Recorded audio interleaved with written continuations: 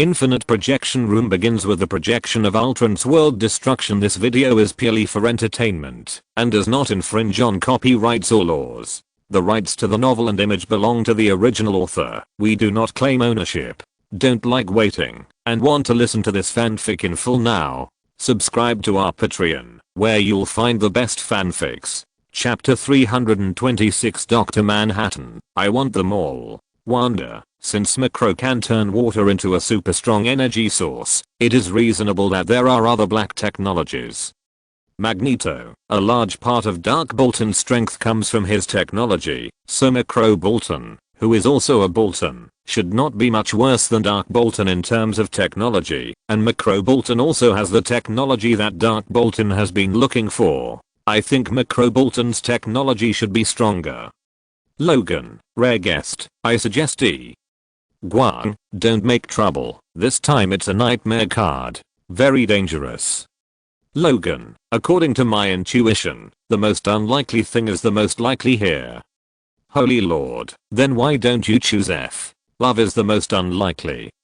Peter Parker. Why do you think F is the most unlikely? Holy Lord. That kind of illusory thing is ridiculous. I support Thanos' statement that only power can decide everything. Holy Lord. Dark Bolton looks very strong, but in fact he just hasn't met a stronger opponent. So what if he has endless clones? Can't Dr. Manhattan still decompose him in a thought? Holy Lord. Can he still live after being decomposed into the most basic particles? Jonathan Osterman. Drive Manhattan. He can be reassembled after being decomposed into the most basic atoms. If there is no human interference, he can survive and reassemble his body after being decomposed. Just remember every step of the decomposition. Holy Lord. Logan. What about the black technology of the Earth Defense Force? The previous Ultra God may have developed a star-blasting weapon like the R1 missile. Captain America. I think we can believe in the power of mankind. Thanos. Option D should mean that maximum, the Earth and Macro Bolton are completely defeated.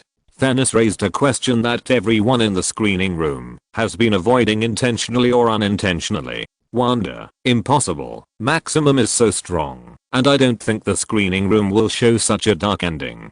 Thanos. Is this also called darkness?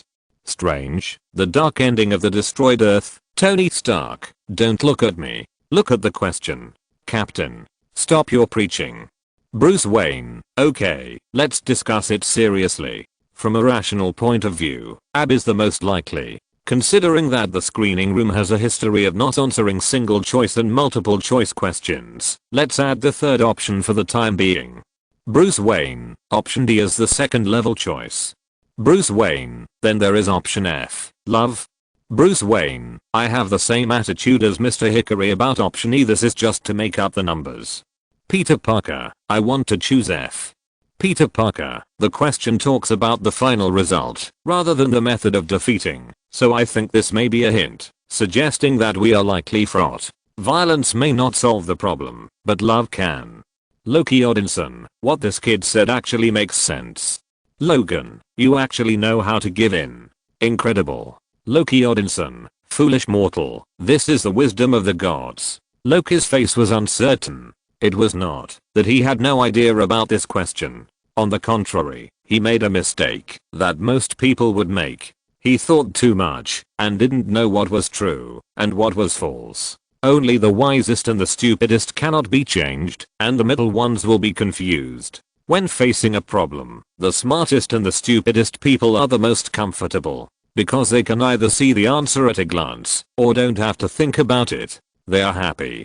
People who can't see the answer but still think about it are unfortunate. Loki is now in the middle. He can analyze the answer, but he can't analyze a reasonable answer. He wants 30 points, but doesn't want to bear the power of the nightmare card. The last nightmare card almost sent him away. In this case, Loki's forehead was sweating, but he couldn't figure it out. Wanda. I give up. I'd better answer the questions when I get 10 points, or when the questions without penalties appear. Loki Odinson. You don't try hard? Wanda. No, my world is not dangerous now. I haven't mastered the Chaos Codex yet. Why should I take the risk to answer questions? Peter Parker. I decided to choose F. Loki Odinson! Exclamation mark. Jonathan Osterman, Drive Manhattan, reward card and punishment card. I want to try both. Loki Odinson, sure, you can choose neither. Jonathan Osterman, Drive Manhattan, I see. Thank you for your reminder. Loki Odinson, Loki, this world is too crazy. Ace, Manism told me the story of his time with Bolton. After defeating Bolton, who came to negotiate, but attacked the Earth directly because the negotiations broke down, Manism destroyed Bolton's spaceship and the 230 million Bolton on it with an 8-point light wheel. A Gwang. 2.3 billion. Ace, yes. Loki Odinson, it seems that you, the so-called heroes of justice, also have blood on your hands. Holy Lord, what's the problem? Others have invaded your territory. Do you really have to give it up? There is no problem for the strong to defend their own territory, but it is indeed a bit too much to kill them all at once. You should enslave them 2.3 billion people, so many people can be used as food reserves for Pogon and Icky for a long time. Ace, although I'm very grateful for your support for Manism, we do not regard the Earth as our territory. We are just trying our best to protect the Earth. Holy Lord, is there any difference? You see, when I faced the enemies who invaded my territory, I killed them to prevent them from harming my people. This practice is no different from your Ultraman protecting the Earth. A Gwang, at first glance, there is nothing wrong, but why do I always feel weird? Ace, my point is, that Maximum's story has our shadow, but the ending is different from ours. Savenism killed Keelonman, and Keelonman also has the ability to recover after being broken, but it is not that strong.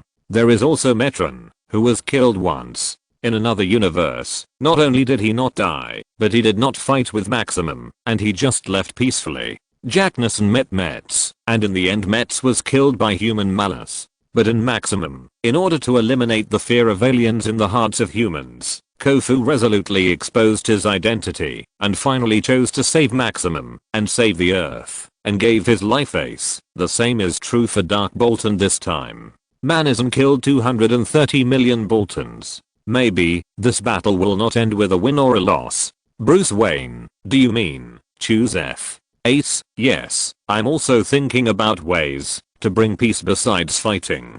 Group number 1,161,933,623 join the group quickly. Chapter 327 The Sleeping God has awakened. Half an hour passed in a flash. Now we are closing the papers. Tony Stark, B. Captain America, B. Wanda, blank, Logan, A. Magneto, A. Strange, A. Wong, blank, Peter Parker, F. Loki Odinson, F. Thanos. Abguang, F. Ace, F. Bruce Wayne, B. Alfred, blank, Diana Prince, A. Constantine, F. Jonathan Osterman, Drive Manhattan, ABCDF, Holy Lord, A. River God, F. The papers have been closed. The screen will continue. The answer will appear in the content, River God.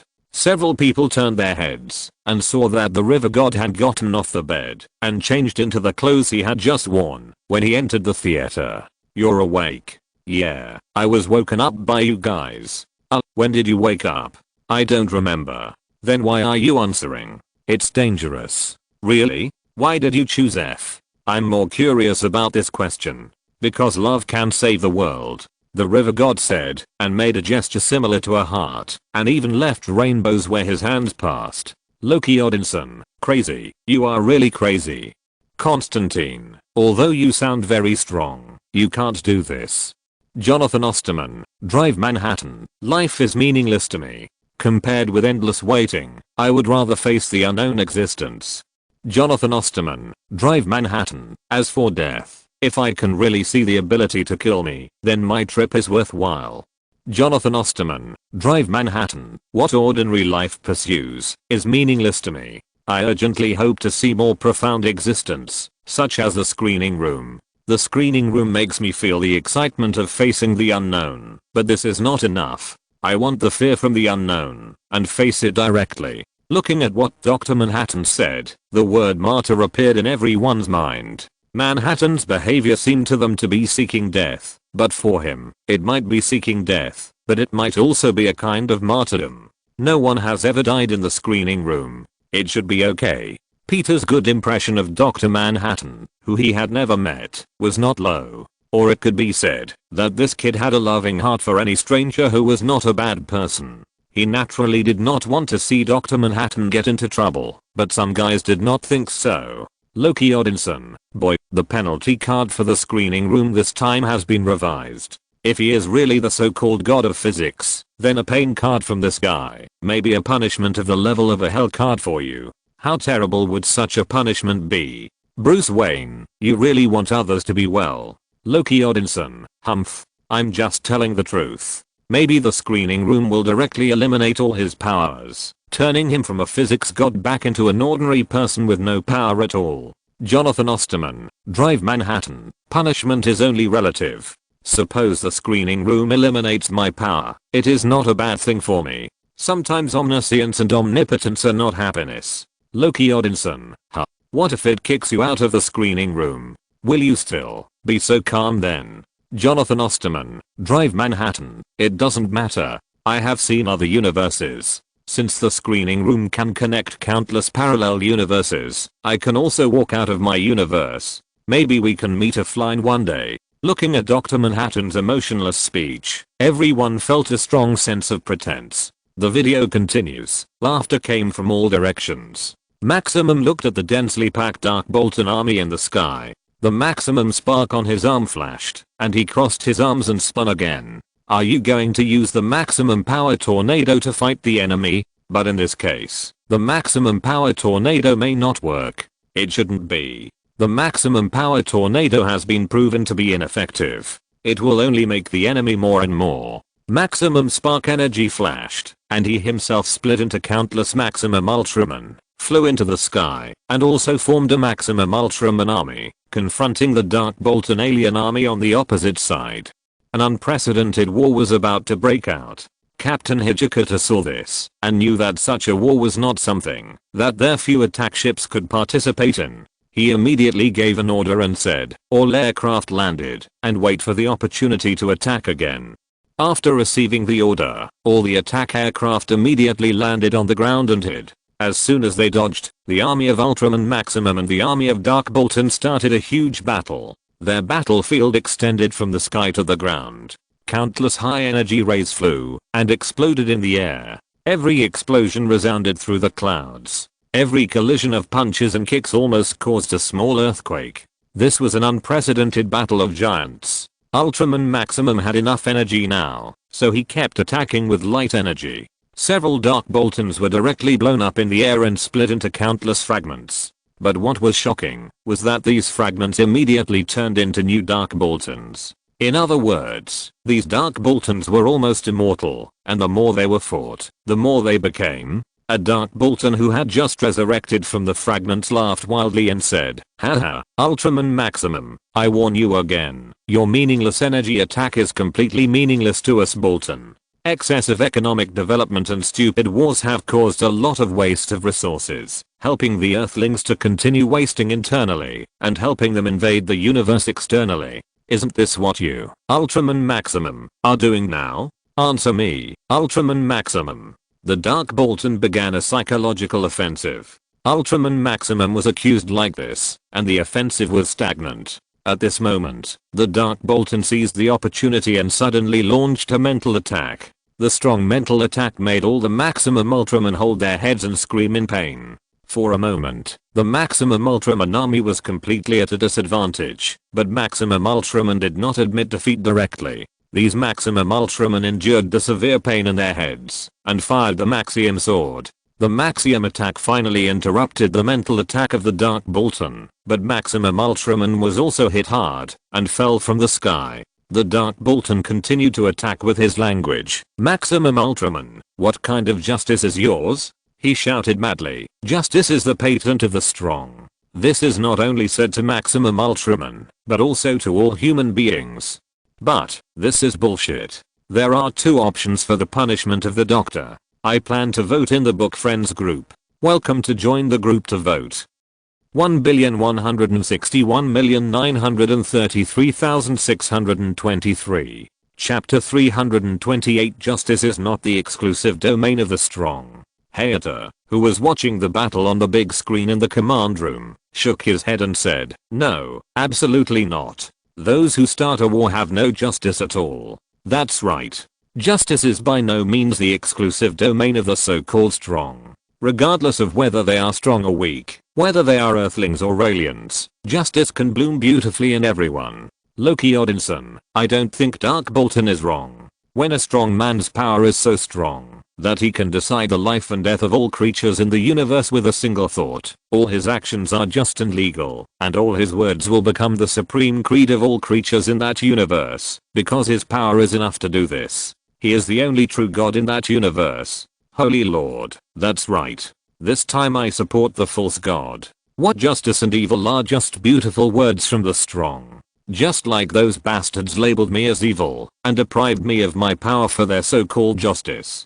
Peter Parker, no. Power is just a tool to achieve justice. The heart of justice is the most important. The video continues. Everyone thinks that Dark Bolton's words are nonsense, but the problem is that the strength of this Dark Bolton is simply too strong. Even Maximum Ultraman seems to be no match for him. Justice is not the patent of the strong, never, but power is indeed the patent of the strong. Faced with the terrifying power of Dark Bolton, even Maximum Ultraman was defeated. Justice, at this moment, seems particularly empty. At the same time, in a corner of the battlefield, he was also watching the ongoing war. Seeing that Maximum Ultraman was defeated again, and Dark Bolton was still arrogantly expressing his distorted values, she really couldn't stand it. "Everyone come here." She immediately waved to Xiaoyi and others, asking them to come to her side. Xiaoyi and others were very worried about Maximum Ultraman at this time, but they couldn't help much. At this time, we called them, and it was very likely that there was a way to help Maximum Ultraman, so they immediately came up. I don't know, when a bronze bell-like thing appeared in Wee's hand. It was 30 centimeters high. Just a slight shake could make a clear and pleasant sound. She distributed the bronze bell to Xiaoyi and others. Originally, Wee only had one bronze bell in her hand, but somehow, the bronze bell could be divided into many, similar to the skills of the Dark Bolton. In the end, each of the friends got a bronze bell. Wee, is this the secret weapon you went to Bolton to get? Xiaoyi took the bronze bell and looked at it left and right.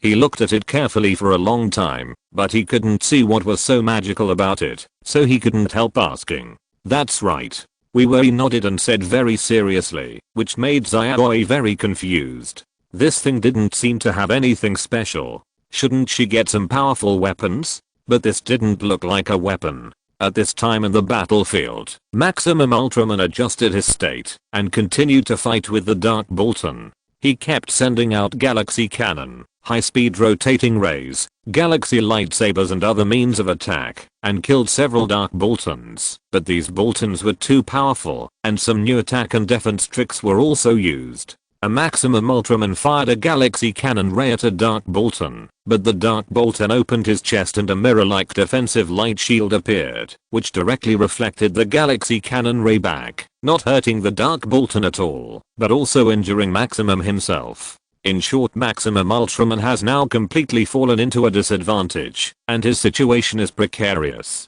What's the use of this thing? Xiaoyi asked doubtfully, while holding the copper bell-like thing. Don't ask for now, just follow me. The battle situation was urgent, and Wee had no time to explain. After a few words, she raised the bronze bell and began to shake it. Xiaoyi and others also followed suit and shook the bronze bell. Ding dong, the bronze bell suddenly made a clear and pleasant sound, and the sound of these bronze bells seemed to form a mysterious energy that spread out to the battlefield. After seeing this scene, everyone who was watching the battle in the command room was puzzled.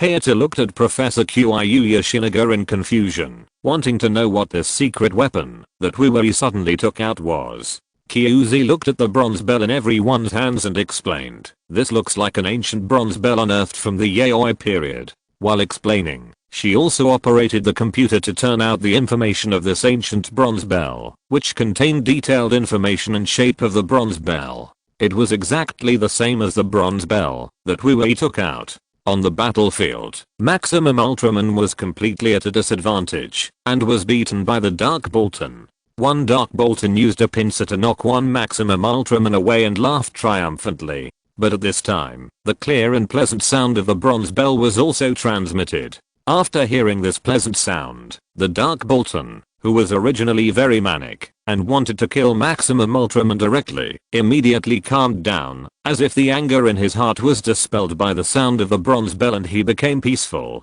The sound of the bronze bell continued to spread to the battlefield. After hearing this sound, all the Dark Bolton stopped fighting. Many Dark Bolton even flashed and disappeared directly. Others did not know what this bronze bell was. Only we knew that this bronze bell was a magical item left in the ancient ruins of their planet Bolton.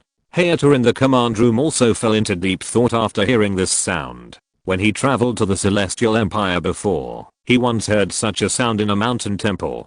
Because the sound was so clear and pleasant, he asked what it was. People nearby told him that it was the Bell of Peace. However, he did not expect that this kind of bell would appear again on the battlefield at this moment, and it also played a miraculous effect. After hearing the bell, Scene also fell into deep thought. This bell sounded very similar to the bell of the old church in his hometown. Just listening to this bell, he seemed to have returned to his hometown that he missed day and night. Akiko also fell into deep thought. This sound was exactly the same as the sound of peace she heard in the evening in Kyoto. Since we knew the power of the bronze bell, she felt it was incredible. She didn't know whether it was the technology of the planet Bolton that made them forget about it, or whether there was some mysterious power that sealed their memories. Now no one knew what the bronze bell was used for. This bronze bell had a power that even the science of the planet Bolton could not explain.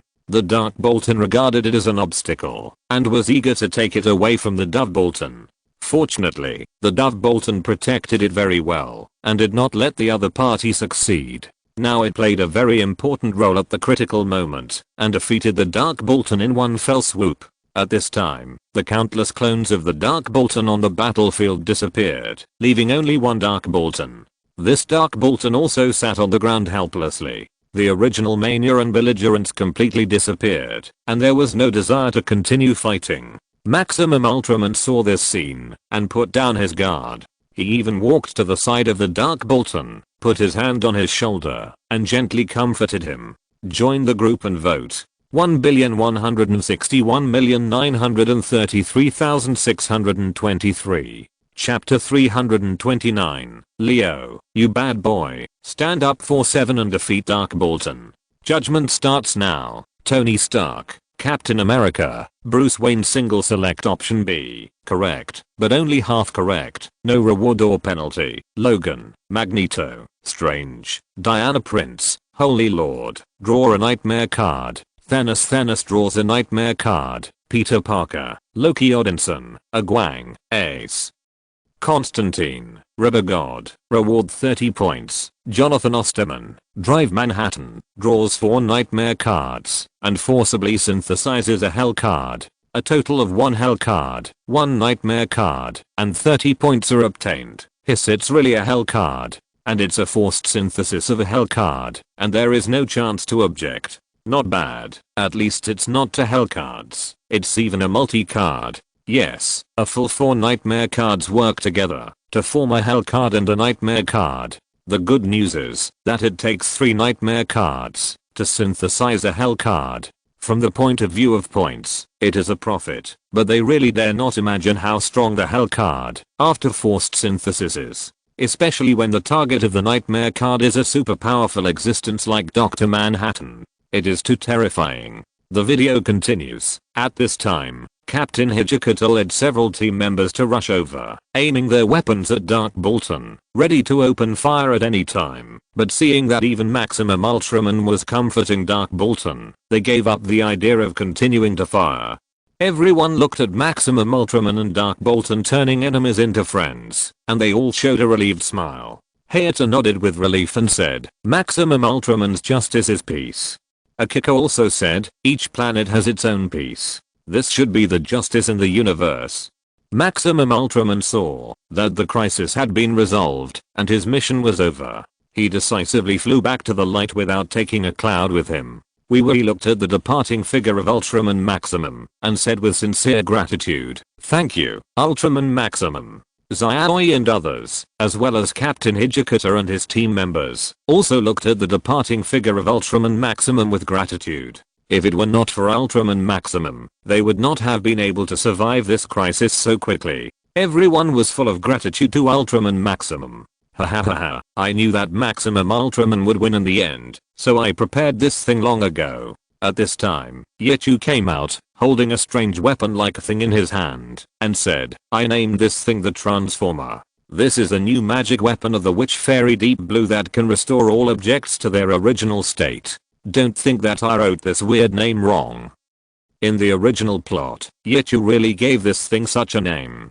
Helpless.jpg. After saying that, he took the Transformer and fired colorful magic energy at the Dark Bolton, who was sitting on the ground without any desire to fight. These magic energies enveloped the Dark Bolton, making his huge body shrink rapidly, and his appearance also changed greatly, turning into a handsome boy. This handsome boy looked at the ruins and dilapidated scenes around him, his eyes full of self-blame, all of which were destroyed by himself. His eyes met Wee-Wee's, and he immediately lowered his head, feeling ashamed. Seeing this, Wee-Wee hurried over, put her hand on the other's shoulder, gave him some comfort, and whispered, "Yes, before our ancestors launched that terrible war, they lived a carefree life on Bolton, a planet full of greenery, with clean air and water." Listening to Wee-Wee's words, their thoughts seemed to have returned to the peaceful Bolton planet in the past, where there was blue sky and green water, plants everywhere, fresh air, everyone lived in peace, and there was laughter everywhere.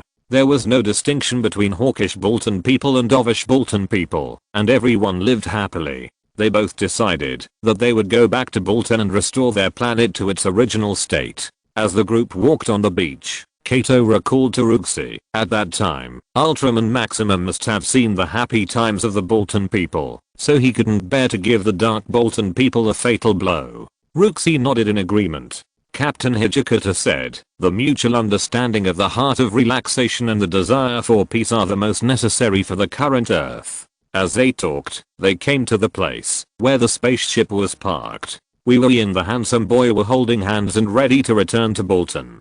Xiaoi looked at the two of them and said reluctantly, "It's time to say goodbye." Wee-Wee smiled, full of gratitude to Xiaoi, and bowed deeply to him, and Kato and others to express his gratitude. Then Wee-Wee and the others returned to their Bolton appearance, and returned to the spaceship. Standing at the door of the spaceship, they waved their hands desperately, to say goodbye to Xiaoi and others, and then the entire spaceship resolutely flew into the space-time wormhole, and left the Earth. Watching his companions leave him, Xiaoi felt complicated, and said with a forced smile, "If I go back and tell others about this, they will probably say I'm a liar again."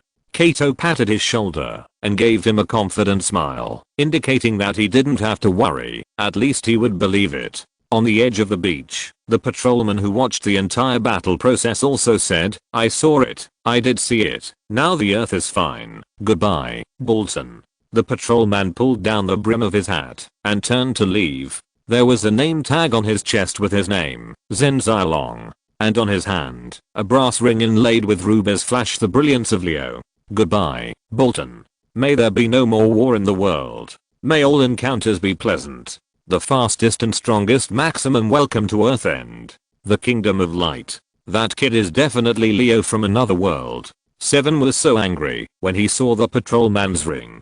"Can't I recognize it, just because the name has been changed? That ring is definitely Leo's transformation device, the Lion's Eye. This bastard kid actually dared not take action when the Earth was threatened. Did he eat everything I taught him as curry and rice? Maximum should be dealt with in the next 2 days, and then the legendary Hickory." Chapter 330, Prelude to the Destruction of the Earth. Prelude to Maximum's finale. The first generation and Jack stopped Seven, who wanted to drive the Jeep to the K-76 Kingstar, from the left and right.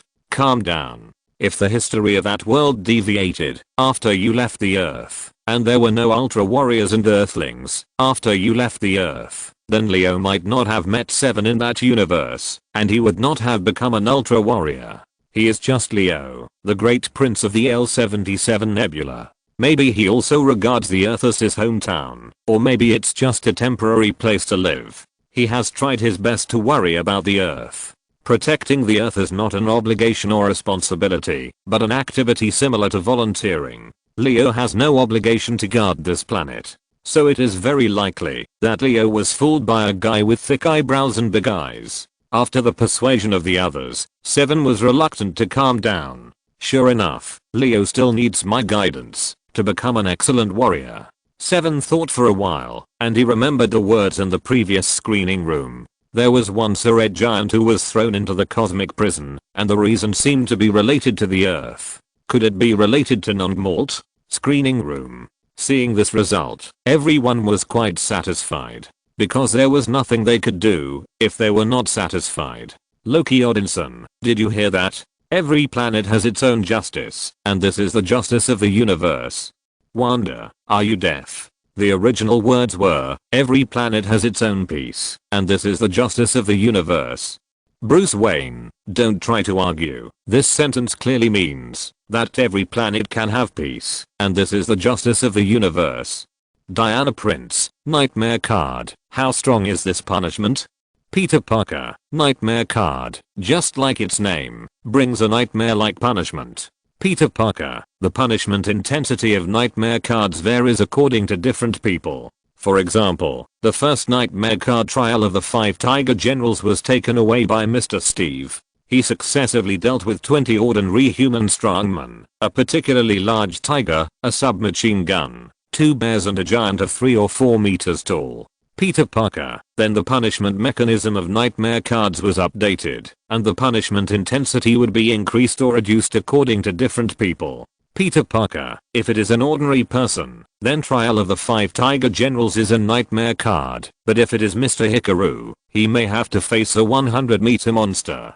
Thanos, I think 100 meters is not enough. According to the performance of Maximum Ultraman, for them, at least they have to go to the hard steel and completely destroy the main fleets of the 3 empires, to barely be called a nightmare card. Agwang, I'm just a scientist, I don't have the power like them. Note 1, Wanda, if you are really a superhuman, I'm afraid it will be very difficult. Wanda, that guy Loki once drew a card called Gaze of the Nightmare King. Although he doesn't have to fight monsters, I think the threat is greater. This kind of spiritual attack is more dangerous than a simple physical attack.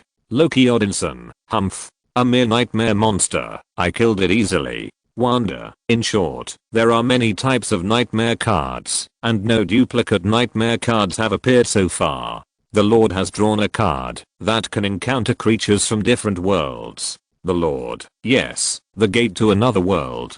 Diana Prince, if it is a nightmare card similar to the gate to another world, it can't be better. Wanda, be careful, it's very dangerous. The broadcast will start in 10 minutes. The fastest and strongest. Maximum. The prelude to the destruction of the Earth. The prelude to the destruction of the Earth is the prelude to the finale of the fastest and strongest. Maximum. Is Maximum's story about to be finished? Prelude to Earth destruction. A very ominous name. Bruce Wayne came to the side of the river god. How did you sleep, Mr. River God?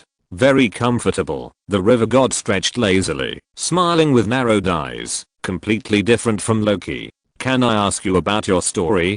Do you want to hear my story? That's great. The river god was very happy, but after thinking for a while, he said, but my story is very long.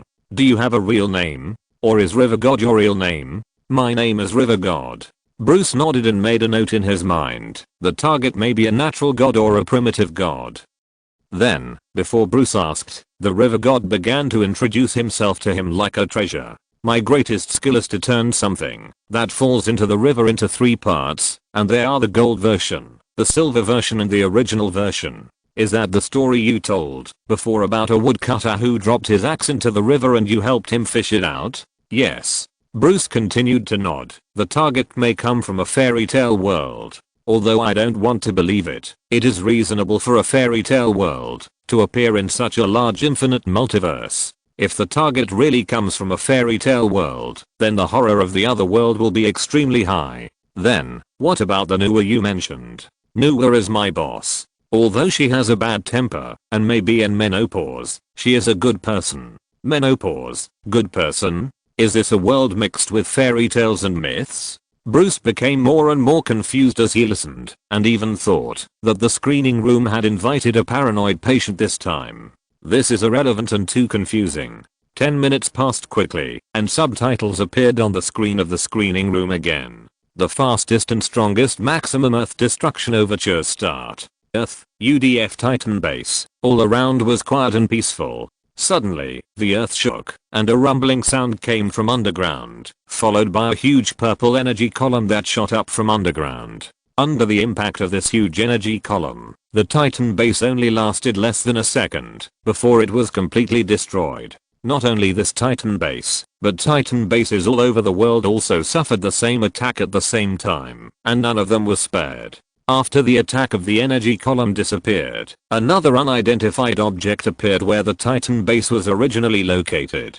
It seemed to be a weapon, but no one knew what it was. The Titan base was the strongest defense used to protect humans from monsters and aliens, but now it has been completely destroyed. Who is the enemy? Is it true that humans will lose the opportunity to explore the future and be destroyed? What happened? Let's go back to a week ago. Original narration. In the city, a series of huge explosions continued to sound, and all the tall buildings exploded one after another. The originally good buildings were destroyed in an instant. The explosion caused a huge fire. Among these destroyed tall buildings, there was a giant monster that was taller than these tall buildings. It was this monster that caused the explosion. I saw that this monster was made of steel all over, and his eyes were empty, without any emotion. Machine Monster Detective Basaku. Note 1. The Legend of Hikari will be played later. If you're listening to this novel on a channel other than Fanfic World, it means they downloaded and uploaded it without effort. We cordially invite you to visit our channel, Mundo Fanfic Novelos. There you'll find the original version of this story and you can explore many other novels of various genres. We're waiting for you to immerse yourself in a world of incredible novels. Chapter 331 Scouting Basaku. The video continues. The people in the city fled in all directions. The Dash organization discovered the anomaly at the first time. Captain Hijikata immediately led a group of men to the scene in an attack ship. Facing the reconnaissance Basaku, Captain Hijikata decisively ordered to start the attack. The 3 attack ships fired laser energy and bombarded the reconnaissance Basaku continuously, causing some explosion sparks on him. Unfortunately, the reconnaissance Basaku's defense was very strong. These attacks had no effect on him at all, and they couldn't even slow down the reconnaissance Basaku's movements. When Rooks's attack ship passed by the reconnaissance Basaku, the reconnaissance Basaku fired several more powerful energy attacks from his chest, which bombarded Rooks's attack ship at once. The attack ship was immediately hit hard, explosions occurred everywhere, and sparks kept spraying from the operating instruments, scaring Rooksy to scream continuously. However, she tried hard to control the attack ship, but she soon found that the operating system of the attack ship was completely destroyed. The entire attack ship was out of control. If there was no miracle, she would crash soon. Kato also came over at this time. He was nearby before. When he saw the monster, he took out his laser gun and kept shooting at the monster. Unfortunately, even the energy attack of the attack ship had no effect, and his small weapons were even worse. At this time, he saw Rooks's attack ship was damaged, and it fell towards him with thick black smoke on its tail. If he didn't stop it, it would probably crash in a few seconds. He decisively took out the maximum spark and activated the light energy inside. Suddenly, Kato was enveloped by light, surrounded by colorful light, gorgeous and incomparable. Normally, he could directly transform into Maximum Ultraman, but at this time, the process stopped, and a familiar voice sounded above him. Kato. In a colorful mysterious space, Kato looked in the direction of the voice, and saw the real body of Maximum Ultraman standing in front of him. Ultraman Maximum lowered his head, looking at the tiny Kato at his feet like a god looking down on the world, and told Kato a message in a steady middle-aged male voice. I will leave the Earth soon, and the time limit for returning to the M78 Nebula is coming. After Ultraman Maximum finished speaking this message, before Kato could ask any questions, his figure disappeared and merged with Kato. In the city, Rooks' attack ship was about to crash with a thick black smoke. At this moment, a dazzling light shot up into the sky. In that light, a huge figure appeared. It was Ultraman Maximum. He reached out and caught the out-of-control attack ship, thus preventing the attack ship from crashing. Ultraman Maximum. The panicked Rooksy saw that she and the entire attack ship were saved by Ultraman Maximum and shouted happily. The panic in her eyes completely disappeared, replaced by trust and excitement. As long as Ultraman Maximum was there, she would never be in any danger. This is the absolute trust that she and the people on Earth have in Maximum Ultraman. Maximum Ultraman gently put the attack ship on the ground, and then he carefully looked at the steel monster in front of him, Scout Basaku. Seeing that the opponent's body was cast with steel, it was a monster with very strong defense. And through the fight with the attack ship just now, it can be known that the opponent's attack power is definitely not weak. Yes, at this time, Scout Basaku stayed in place and did not move. Even Maximum Ultraman was a little confused. Why didn't this guy move? But what he didn't know was that there was a steel puppet with 3 different human face masks nearby, who was also closely observing the entire battlefield. It seemed that some orders were issued from the steel puppet, and then Scout Basaku immediately rushed towards Maximum Ultraman. Maximum Ultraman was not afraid at all, and rushed directly over. When he ran to the front of Scout Basaku 10 meters, he raised his foot and kicked. Unfortunately, Scout Basaku was much harder than him, and its density and gravity were also greater than Maximum's. Maximum Ultraman's full strength kick only made Scout Basaku retreat half a step. Then Scout Basaku swung his huge fist to return a punch to Ultraman.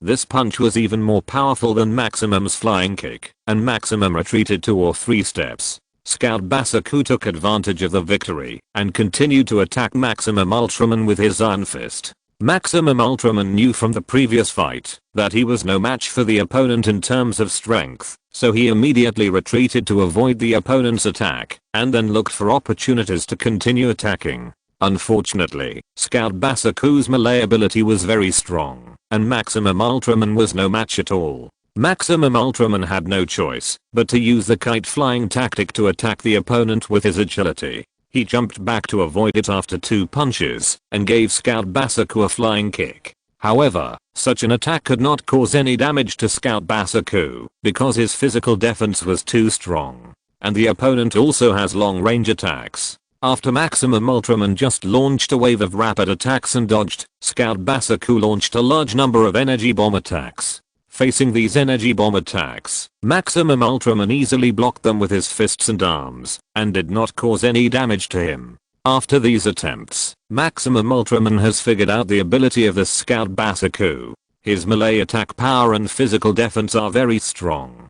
Close combat attacks are probably not enough to defeat him, so only energy attacks can be used. Then Maximum Ultraman began to gather the power of light. Soon, he had a lightsaber with dazzling light in his hand. Maximum Galaxy. Accompanied by Maximum's battle cry, Maximum slammed the Maximum Galaxy cannon on Scout Basaku's body. Suddenly, the opponent's body made of steel could no longer withstand this powerful energy attack. Huge explosions occurred continuously and finally turned into a pile of ashes. Ultraman Maximum heaved a sigh of relief. This monster was not too difficult. However, what he did not know was that all the battles with Scout Basaku were seen by the 3-faced mechanical puppet, who also analyzed Ultraman Maximum's attack data throughout the whole process. After defeating the mechanical monster, the night of the city quickly returned to peace and tranquility. Mizuki, Ellie, and Kato looked at the peaceful city and came out to appreciate the beautiful night view. Chapter 332. Can the Bionic Buddha save the electronic ghost? What is that 3-faced monster? Not sure. An invading alien? Bruce Wayne, Detective Basaku. From its name, you can tell that this is a reconnaissance device. So Detective Basaku should be a chess piece used by aliens to collect data on Ultraman Maximum and develop weapons against Maximum. Bruce Wayne. This time, Dash and Ultraman Maximum have encountered a strong enemy. Peter Parker. I think this time it may not be that simple. The miracle of Yifu and the third planet corresponds to the Keelan Star Beast and the super weapon R1, the streets that were sniped, and the streets that are no longer sniped, the monster user and the boy and the Met Starman and the distant friend and Kofu, and the Bolton tragedy that did not appear but happened in Mr. Hikaru's world and the different endings of Dark Bolton in Welcome to Earth. Peter Parker, Maximum story echoes the story of the Kingdom of Light. Peter Parker, the prelude to the destruction of the Earth. Maybe there is another corresponding quota. Wanda, what's left? Strange, my hometown is Earth, the messenger of non-malt. Peter Parker, if so, combined with the previous story, they should also get a relatively better ending. Loki Odinson, my distant friend Lekov died. Is this a good ending? Peter Parker, Lekov's sacrifice was not in vain. I believe that on that Earth, Lekov's efforts and sacrifice will definitely be effective. Wanda, so, that three-sided armored monster is likely to be an underwater man or an abandoned astronaut? Loki Odinson, I think it's an astronaut. Isn't this what you humans often do? Image continues after defeating the mechanical monster Scout Basaku. The night of the city quickly returned to peace and tranquility. Roxy, Ellie and Kato looked at the peaceful city and came out to enjoy the beautiful night view. Roxy and Ellie chatted happily while enjoying the night view, but Kato was not interested in this. He looked at the stars in the sky, especially where the M78 nebula was, and a trace of worry appeared in his eyes. Because when he transformed before, Maximum Ultraman told him that he would go back to the M78 nebula soon. Now, to fight against monsters and aliens, they mainly rely on the power of Maximum Ultraman. For example, the mechanical monster just now, the attack ships of the Dash organization could not do anything to the opponent. In the end, they still had to rely on the power of Maximum Ultraman to defeat the opponent. If Maximum Ultraman left the Earth, only these few attack ships were left. Can they protect the safety of the Earth? It is precisely because of such worries that his eyes are full of worries. Can humans really protect the Earth with their own strength? It seems that Maximum really needs to leave. Hikari looked at Kato on the screen and said a few words. Everyone felt very strange. Hikari didn't say much, especially when they were discussing things on the Earth. He would not speak if he could. Hikari was more like an observer of planetary civilization who observed silently. Why?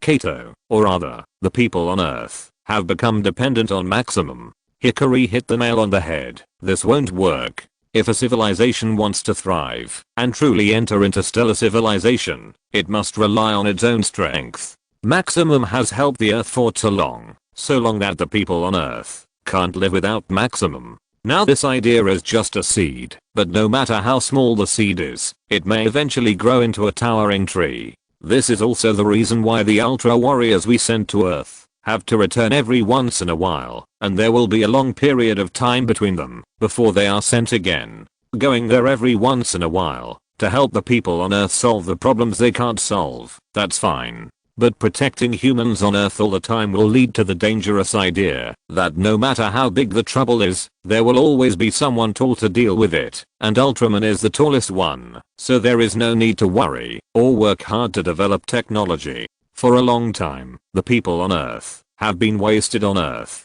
Maximum's departure may have been due to the time being, but also because Kato, as an Earthling, became more and more dependent on Maximum. Ultraman has never been protecting humans, but fighting alongside humans. This order can't be wrong. Absolutely not. The video continues. Kato, what are you thinking about? Kato's silence caught Mizuki's attention. As a member of the field CP duo, the abnormality of his companion, maybe, caught Mizuki's attention at the first time. Nothing. It was enough for him to know that Ultraman Maximum was leaving. There was no need to make it public and make everyone worry, so Kato didn't tell Mizuki the truth, but smiled and said it casually.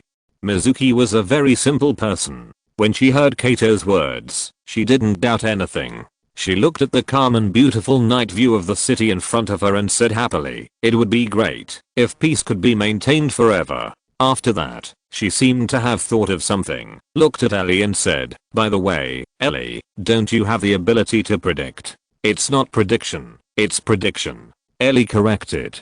Mizuki felt that there was no difference between the two statements, so she continued to ask, the Earth will one day return to peace, right? In a lifetime, the war between monsters, invaders, and humans will end, and humans should usher in peace, right? She asked with expectation, her eyes flashing. Ellie said calmly, 50 years later, the probability of humans living in a peaceful and prosperous world is 62%.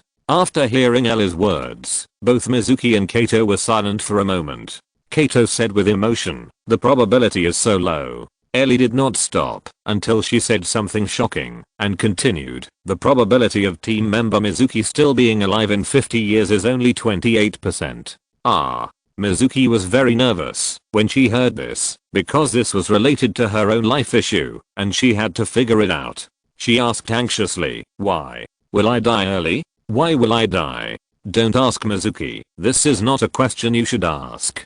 Kato stopped her. But I want to know. I've been having nightmares lately. She held Ella's hand and asked sincerely, tell me, Ellie. Seeing that Ruxi was so persistent in wanting to know, Kato didn't stop her. Otherwise, Ruxi would definitely keep worrying about this problem and wouldn't be able to focus on the next dangerous mission, which would be even more dangerous. Ellie said, according to the injury rate of Ruxi team members every time they perform a mission, the mortality rate of Ruxi team members in the next year is 48%. This statement shocked everyone. This electronic tarot card? What is an electronic tarot card? Some girls in our class like to use tarot cards to predict the future. Ellie's is very similar to the electronic version of tarot cards. The school is closed, which is very annoying. Chapter 333 A Sudden Confession. Video continues. In a closed laboratory, Professor Kyuzi and several researchers are carefully disassembling the mechanical doll that was broadcasting. After some effort, she carefully took down one of the metal faces and immediately saw the core inside the mechanical doll. It was a round hollow core that emitted a blue light. She had never seen such a thing before and naturally had no idea how it worked. She just had a sense of awe. Coming out of the base, Ruxi drove the car to patrol the city. Her mind was in a mess. She kept recalling the 48% chance of death that Ellie had told her before, and the so-called threat of Delos that she was facing now. She couldn't help but worry, what will happen in 29 hours? Will I? Don't think about it. Before she finished speaking, she was rudely interrupted by Kato, and then she said softly, Ruxi, you must live before the real peace of the earth comes. Ruxi felt Kato's concern for her, sighed deeply, and forcibly suppressed the previous worries. She squeezed a smile on her face. She was also looking forward to real peace in her heart. She said, 50 years later, what will you do at that time? I will live with you, Ruxi, at that time. Kato said naturally, with a happy smile on his face, and I don't know what he thought of. Ruxi was stunned for a moment after hearing Kato's words, and then looked at Kato in confusion. Kato realized that he had said something wrong, and immediately explained embarrassedly, I didn't mean what you thought. Mizuki's face was also a little red. Facing Kato's unintentional confession, Mizuki didn't know what to do for a moment. The small car was full of embarrassment for a moment. I guess you confessed like this at that time. Peter covered his face embarrassedly when he heard this. It's much harder to confess by yourself. 3 times. He was interrupted 3 times. Twice was all thanks to his good brother Harry. In order to let Peter go out to practice his justice, Harry interrupted Peter's confession at the risk of being beaten to death by Gwen. Please say, thank you, Harry. Looking at Peter, who covered his face, and the bewildered Field CP duo on the screen, Tony suddenly felt a little envious. Although he changed women faster than eating cheeseburgers, he really had never experienced such a beautiful, pure, and external love. It is said that a man will never forget his first love, but for Mr. Tony Stark, the world's richest man, playboy, and genius inventor, he can't even remember what his first love was like. So, will I end up with Pepper Potts? Image continues. There's one in front, too. At this time, Mizuki saw another robot doll and immediately put aside her love affairs, said seriously, and drove over. The robot doll was on the sidewalk, attracting a large group of people to watch. They had heard the broadcasts of these robot dolls before, and they all gathered around the robot doll to discuss it, and were very curious about what it was. Get out of the way, get out of the way. Mizuki and Kato came to the side of the robot doll, and said to the people around them. When these onlookers saw the people from the Dash organization coming, they immediately dispersed. Ultraman Maximum, leave this planet quickly, don't get in the way of Delos. Just when Kato was approaching the robot, a mysterious voice suddenly entered Kato's ears. There was a strong warning in the words, and he even knew that he was Ultraman Maximum. This Delos was definitely not simple.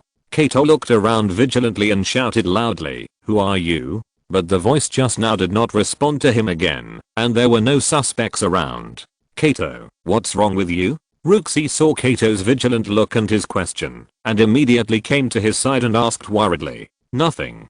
Kato heard Roxy's question and knew that the voice just now was only heard by him, and Roxy did not hear it. Fearing that Roxy would worry, he did not tell her the truth, but perfunctorily passed it over. Roxy did not think much, and immediately took out her mobile phone to contact the base. "I'm Roxy. In the JT-240 area, an automatic mechanical device was found." Roxy reported.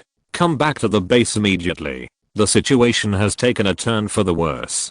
Captain Hijikata didn't care about the robot doll, but said anxiously. Kato and Mizuki saw that even Captain Hijikata, who was always very stable and calm, was so anxious, so something serious must have happened, so they returned to the base as quickly as possible. In the base command room, Captain Hijikata, Muteri, Sheen, Kato, Mizuki, Ellie and everyone else gathered together. The atmosphere was very tense, and there was a feeling that a war was about to come. They stared at the big screen in front of them nervously. At this time, some pictures were played on the big screen, and the pictures were exactly a base of UDF. The existence who called himself Delos is indeed the master of the reconnaissance of Basaku. Bruce Wayne, such a large scale is just like a real war. Bruce Wayne, if it really corresponds to the Kingdom of Light, then it is the messenger of non-malt. The video continues. I saw a strong purple energy impact beam suddenly rushed out from the bottom of the base.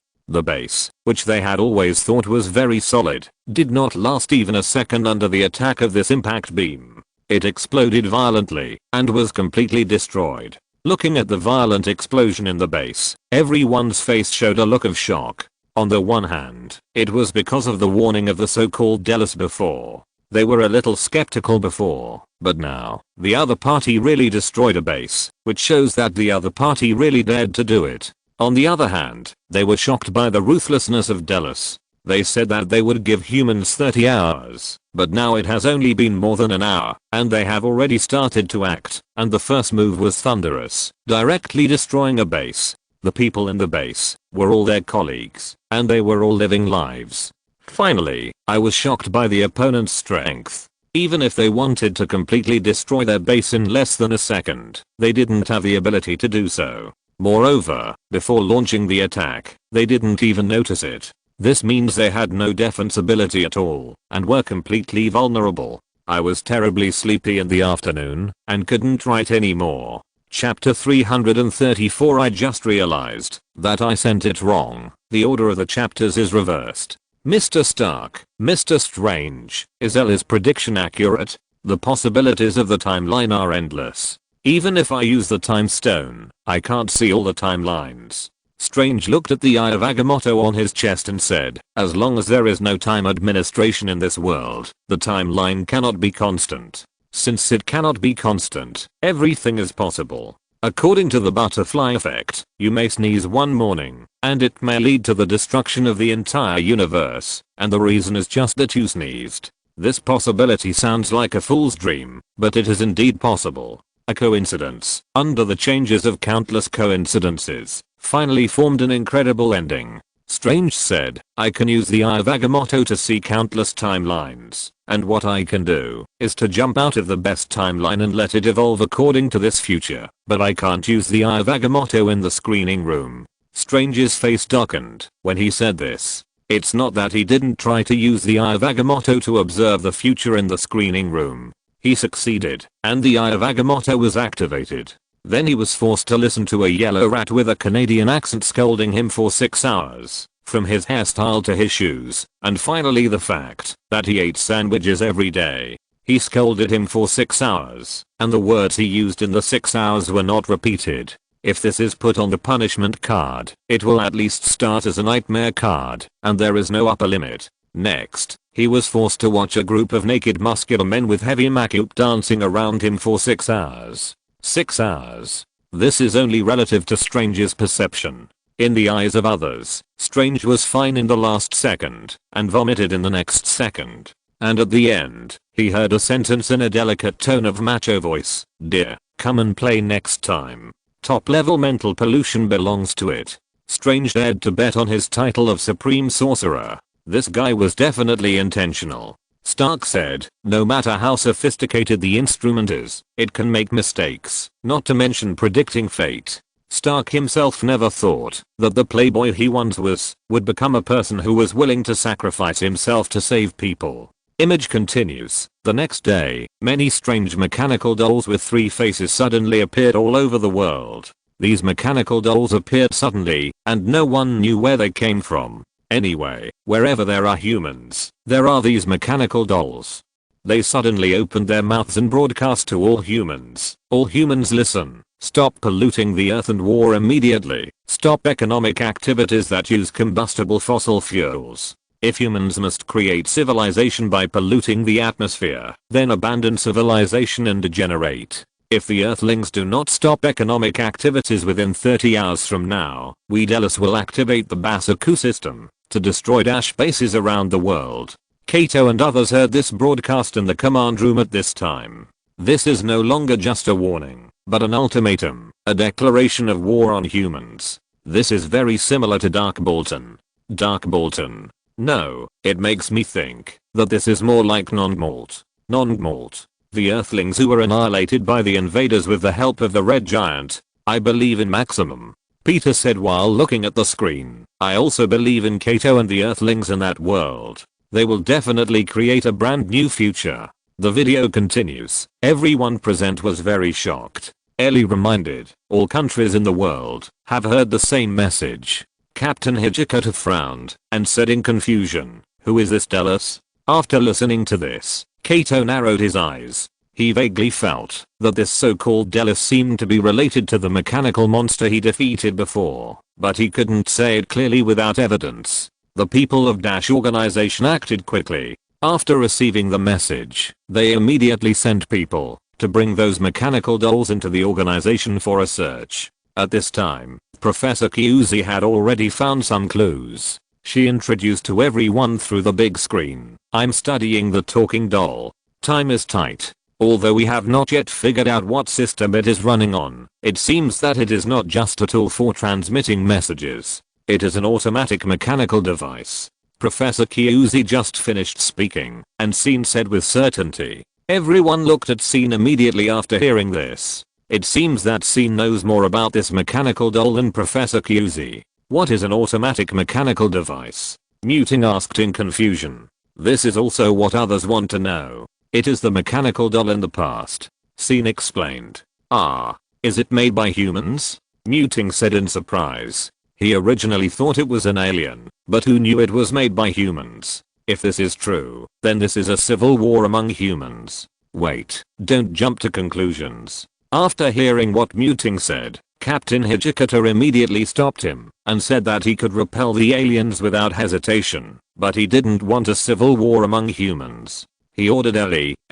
strengthen the warning system of the UDF surveillance satellite to be alert to invasions from space. Understood. Ellie immediately performed some emergency operations and said, the Guardian level is raised to 3. The alert level was raised, and the identity of the enemy was unclear. Suddenly, the atmosphere in the entire command room became tense and depressing, which made Roxy very uneasy, mainly because of the question she asked Ellie yesterday. There is a high probability that she will be sacrificed. But she is a well-trained Dash member after all, and she immediately calmed down and volunteered to say, Captain, I will patrol around the base. Well, go ahead. Captain Hijikata nodded and agreed. The broadcast just now said that, if humans do not stop economic activities within 30 hours, they will first destroy the base of the Dash organization, which is where they are now. Since they want to destroy their base, they must deploy some powerful attack weapons around it. At this time, it is indeed necessary to increase the patrol and vigilance around the base.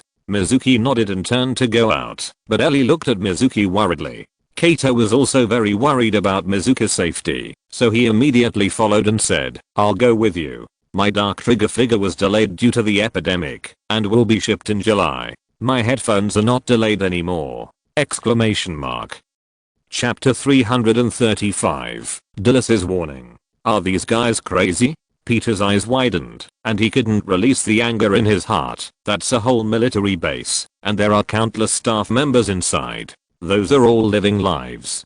Didn't they say that they would launch the attack in 30 hours? This is a warning and a test. Bruce Wayne, if they have really been observing humans, then they must know something about humans, and they also know that humans have the habit of not releasing their eagles until they see the rabbit. If humans are not allowed to truly see their power, humans will not surrender easily. Strange, remember the non-Gmalt before? The non-Gmalt people also blow up the Earthlings submarine and submarine development machines. Peter Parker, but the people in the submarine and the base were rescued that time. Ace, maybe the people here will be fine. Bruce Wayne, yes, this is just a warning. If there is really a large-scale killing, there will be no easing between Dallas and humans. In that case, Dallas will go to war directly. Bruce Wayne, Dallas should be approaching the Earthlings for the purpose of negotiation. With Dallas's technology, the Earthlings will have no power to fight back against Dallas's sneak attack. If Dallas really intends to go to war directly, they will directly destroy all military facilities on Earth. Bruce Wayne, although humans will never agree to the purpose they propose, there will be a war between humans and Dallas. Tony Stark, yes, let humans abandon all technology and return to primitive society. Not to mention how serious a blow this is to humans who are accustomed to modern technology and human civilization that has developed to this day. Destroying all technology is no different from putting your life in the hands of the enemy. Agwang, if Dallas is a creature on Earth like non-Gmalt, I think Maximum is very likely not to take action. Agwang, perhaps, when Maximum was facing the investigation of Dallas, he had this plan. The video continues. After playing the destruction of the base, Yichu, the head of the base, appeared on the big screen. He said anxiously, the Poseidon base was just destroyed by an underground attack, but 30 minutes before the attack, we received a message from the robot doll, and there was also a warning from the other party. Because of this, all the members of our base are safe. After saying this, Yichu smiled with relief. This should be considered a blessing in disguise. After hearing Yichu's words, everyone in the command room was relieved. As long as the people were safe, it would be fine. As for the base, there is more than one base on the Earth. There are other bases, and as long as they survive this crisis, they can continue to rebuild, so the loss is not great. It's good that it's safe. Hayata said with a sigh of relief. However, the faces of others are still gloomy. Now it's only been more than an hour since the robot doll issued a warning, and a base has been completely destroyed. I don't know when it will be their turn. This makes them feel a sense of urgency. Captain Hijikata frowned and said, why was the Poseidon base destroyed first? Akira thought for a moment and told everyone the information about the Poseidon base. The Poseidon base is mainly aimed at investigating the Earth's crust, and the attack just now also came from underground. It seems that our enemy is right under our feet. Everyone was very surprised when they heard this, but some people still didn't dare to believe it was true. They were skeptical about Professor Akiko's statement. Professor Akiko knew that this was just her guess and needed more evidence, so she continued, and that mechanical doll is made up of element 119, and this element can only be found 8,000 meters underground. In the screening room. Underground. Non-Malt is an underwater person, and this time Dallas is an underground person. It seems to be correct. Diana Prince, but Poseidon is clearly the god of the sea. Why is the base named after Poseidon mainly investigating the Earth's crust? If it is related to the Earth, shouldn't it be named after Gaia, the mother of the Earth? Constantine. Maybe it's because that world is different from our respective worlds. The video continues. 8,000 meters underground is still a forbidden area for humans today. Humans are far from being able to reach such a depth of 8,000 meters underground. At most, they have just touched this place and made some simple investigations. It's incredible that there are civilizations other than humans on Earth. Scene said in shock. He originally thought that there was only human civilization on Earth, but now he knows that there is another civilization under the ground, and it seems to be more powerful than them. Ellie, call up the latest report on the crust survey. Professor Kyuzi ordered Ellie. Understood. Ellie immediately executed the order, and the 10 fingers of both hands tapped on the keyboard deftly. The latest report on the crust survey immediately appeared on the big screen. Everyone could see it clearly, and Ellie was explaining it to them at the same time. On top of the Earth's core, there is also the mantle in convection, and above that is the crust where we live. The thickest part of the crust is only 30 kilometers. The Poseidon base is exploring by digging deep into the Earth. Does someone not want Poseidon to continue investigating? Muting said puzzledly after hearing Ella's introduction. In the Moshi discontinuity between the crust and the mantle, there seems to be a space that we don't know about. Our survey ship has also investigated this. Professor Kyuzi said, which basically analyzed the place where the so-called Delos lived, which is in this Moshi discontinuity, but they have not found each other. Scene concluded, those guys live on the mantle, but because of the constant flow, we have not found each other. Since the enemy's position is already known, the first thing to do is to find the other party. The Earth party immediately ordered, Ellie, load dash number 3 onto the mothership, and install the drilling device on it. Understood. Ellie nodded and agreed immediately. After hearing Captain Hijikata's order, everyone was immediately excited. Are they going to attack the other side directly? Cherish the fact that I'm updating now. Who knows when I will be able to recover to 4,000 a day. Chapter 336 5 bushels of rice and 5 bushels of gold. Hayata asked, what do you want to do as Captain Hijikata? Captain Hijikata replied, I want to find them first and negotiate with them to find out why they, who never interfere with us on the ground, suddenly attacked us. Only when we know their own purpose clearly can we make the next plan. Live room barrage. Peter Parker, it seems that the ending this time will be different from that of non-malt.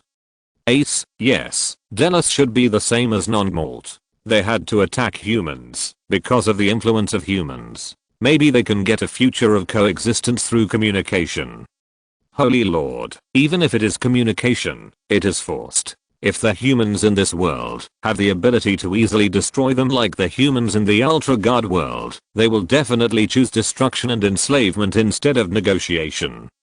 The video continues. No one else has any opinions. Captain Hijikata continues to give orders and says, Kato, Mizuki, the two of you drive dash unit 3 to where Delos is. Kato and Mizuki immediately stood up and accepted the order. Cooting, scene, you two will drive the air carrier to carry dash unit 3. Understood. They said loudly and stood up and left. Soon the air carrier took off from the base, carrying the modified dash unit 3 to search for Delos underground. And the others were not idle either. The UDF organization immediately notified the human government and asked them to completely evacuate the residents near the UDF base because they didn't know when their base would be attacked by Delos, so as to avoid some unnecessary casualties. At this time, Ruxi and Kato were already fully armed and sitting in dash unit 3, ready to set off at any time.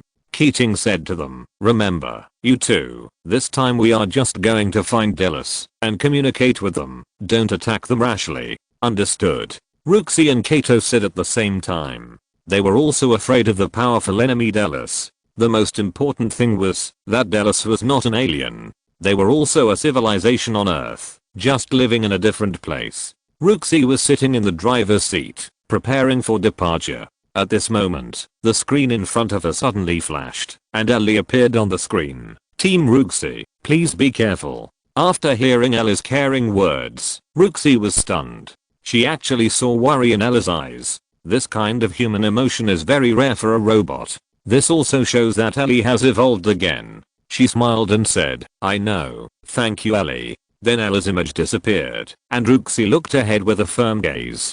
Before, she was still entangled in her high chance of death, but now, they are going to carry out the mission of saving the Earth. Even if they really die, they are not afraid. After the aerial carrier flew to the deep sea area, this was the location they had set to enter the underground. Muting said, "Mizuki, Kato, get ready, we are about to set off." Then Unit 3 separated from the aerial carrier and went directly into the sea. Unit 3 dived rapidly in the sea. At first, a little sunlight could be seen, but as it continued to dive deeper into the sea, the surroundings had become pitch black and silent. Only Unit 3 was moving rapidly around.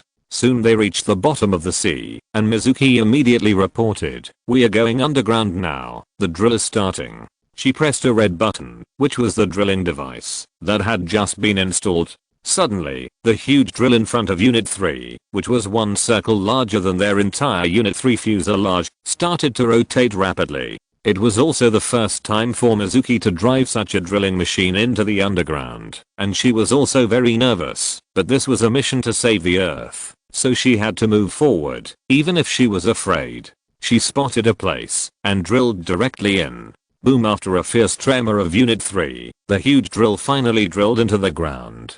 No matter how hard the material was, it was drilled like tofu in front of the drill that brought together the highest scientific and technological level of all mankind. A large hole appeared, which was large enough for Unit 3 to enter easily. After entering the ground, the shaking of Unit 3 disappeared, and they moved forward quickly in the Earth's crust. On the other side, after muting and seeing put down Unit 3 of Dash, they quickly returned to the base. Robot Ellie immediately reported to Captain Hijikata and Hayata. Hearing that the aerial carrier had returned safely, and Mizuki and Kato's Unit 3 had also successfully dived, Captain Hijikata said to Hayata, "Commander, I have arranged the UDF hangar as a temporary base. Commander, you should go to take shelter now. Now this UDF base is no longer safe. It may be attacked by the underground from Delos at any time. They must move as soon as possible, especially Hayata. He is the highest commander of this base and absolutely nothing can happen." Hayata did not agree immediately. He said, "From the information we have, Delos is also a civilization on Earth. They probably hope to solve the problem through peaceful negotiations. However, we cannot stop all economic activities on the surface immediately. If this negotiation fails, we must prepare for a defensive war." Captain Hijikata nodded and said, "I have made all the preparations I can, but..." He did not finish his words, but Hayata knew very well that their defense means were limited now. He had no ability to resist the underground attacks of Delos, so he could only temporarily evacuate people. This was a very helpless thing. "Well, now we can only rely on Roxy and Kato," Hayata said helplessly, very worried about their mission this time. Ally was also worried about them. A light flashed in her eyes, and all the information and real-time status of Roxy and Kato appeared, showing that they were in very good condition. "Stop all economic activities, that's impossible." Bruce sighed and said, "If Delos refuses to give in, then this matter can only end in the form of war. But if Maximum Ultraman doesn't take action, with the strength of the Earthlings, I'm afraid they will be defeated by Delos." Everyone looked at Kato and Mizuki on the screen heading underground, and their hearts were hanging. "I'm surprised. The content of the 5th screening has been decided long ago. At first, you urged me to show Ultraman instead of Marvel. Now you keep asking me to show Ultraman instead of Marvel. I'm annoyed when I see these posts. I won't change it unless you reward me with a gold leader. I won't bend for 5 pecks of rice, but 5 pecks of gold can." Chapter 337, The Choice Between Divinity and Humanity. Maximum refuses to take action. In the underground Unit 3, the entire Unit 3 had suffered great damage in the emergency landing just now. At this time, even the control screen had completely gone out. There were still some wires around that were constantly emitting electric sparks. Kato was also seriously injured. He felt that there was no part of his body that was not painful, but he could not take care of his injuries at this time. After Unit 3 just stopped, he immediately looked at Roxy with great concern after regaining consciousness and asked loudly, "Roxy, how are you?" But Roxy did not respond at all, which made Kato even more anxious. In the airborne carrier, Ellie, who was actively contacting Roxy and Kato, finally contacted them. Before they set off, they had already installed life detectors in their bodies. At this time, Ruxy and Kato's life status was displayed in front of Ellie, and a straight red line appeared on Ruxy's life display screen. Looking at the red line, Ellie's eyes showed deep worry, and even her tone became very worried. Mizuki's life response is weak. Underground, Kato used all his strength to carry Mizuki out of the damaged Unit 3, carefully laid her on the ground, and shouted anxiously, "Mizuki, how are you? Mizuki, wake up." Unfortunately, Mizuki closed her eyes tightly and did not respond. Everyone's heart and Kato became anxious. Maximum's power will definitely save Mizuki. Hikari sighed and said, "I don't know how the power of the Ultra Warriors in that world works. If it is our world, we can indeed share our lives with other lives, but doing so is also dangerous. We will not do this unless it is absolutely necessary." And Kato has already merged with Maximum. Even if Maximum's power is the same as ours, now unless another Ultra Warrior flies over, otherwise. Hearing this, everyone was even more worried. The video continues. Kato became even more anxious. They were underground now, and there was no help around. He had no way to save Ruxy. He looked at the Maximum spark on his wrist, and wanted to use the power of Maximum Ultraman to save Ruxy, but he looked at the time. There were still 3 minutes before he could use Maximum Ultraman again. This was a race against time. If he did nothing, Ruxy might die before 3 minutes. He observed the surroundings and found that this was a huge underground space. There were some glowing mushroom-shaped houses all around, and some huge tower-like things. Kato had seen these things before. It was this kind of energy tower that destroyed the Poseidon base. It should be a kind of weapon. He took a quick look and found that there were countless such energy towers around. He broke out in a cold sweat. Just one energy tower was enough to destroy a base in an instant. There were so many energy towers here. The strength of Delos was too strong. But this is not the time to be afraid. Now they must communicate with Delos immediately. Their mission this time is to negotiate with Delos to avoid the war. Now that Unit 3 has crashed, even Ruxy is on the verge of life and death. This mission must be completed no matter what. If possible, they can also use the power of Delos to save Ruxy. Thinking of this, he gently put Ruxy down and said, "Ruxy, wait for me." Then he stood up and shouted loudly towards the glowing houses and the energy towers, "Hey, I'm the one who came from the ground to negotiate with you. Please don't make very excessive demands. There are many people on the ground who hope for peace." He shouted hoarsely, trying to convey a message of peace to Delos. His voice kept echoing in this underground space, but there was no response. No so-called Delos people came to negotiate with him. What responded to him was the roar of the energy tower. He saw the huge energy towers rising up one by one in the roar and rushing straight to the ground. This is. Kato's expression changed drastically. "Are you going to start the attack? Stop it." He shouted at the top of his lungs, but it was useless. He could only watch the energy towers rise into the air. Captain Hijikata and others on the ground seemed to be able to vaguely feel the vibration of the ground. This was probably because the enemy had already started to attack, which also meant that Kato's negotiation had failed. In the underground space, Kato watched the countless energy towers rise into the air. The war between Delos and humans had begun. He was extremely sad. He had gone through the Earth's crust so hard to come underground to negotiate with Delos. Even Rux's life and death were unknown. He hadn't even seen Delos. Did the negotiation fail? He shouted angrily, "It's so hard. I can't do anything after all this. Bastard, why are you doing this? Since the war has begun, the only way to end it is to use war." Kato immediately took out Maximum Spark and prepared to transform into Maximum. He wanted to use the power of Maximum Ultraman to stop Delos. But just when he took out the Maximum Spark, the shadow of Maximum Ultraman suddenly appeared in a burst of colorful fireworks and stopped him from transforming. "Kato, you can't transform. Why? The ground is about to be destroyed." Kato didn't expect Maximum Ultraman to stop him at this time. Seeing that the ground world was about to be destroyed, this was a real crisis for mankind. If it was not stopped, mankind would really perish. Maximum Ultraman actually stopped him at this time, which made Kato even more angry. Maximum Ultraman was unmoved by Kato's anger and explained, Kato, this is a dispute between different civilizations inside the Earth. I can't get involved. Maximum, please believe me, I will not use your power to destroy Dallas. I just want to protect the humans on the ground. Kato said sincerely. He wanted to continue to say something, but at this time Maximum Ultraman's shadow suddenly disappeared.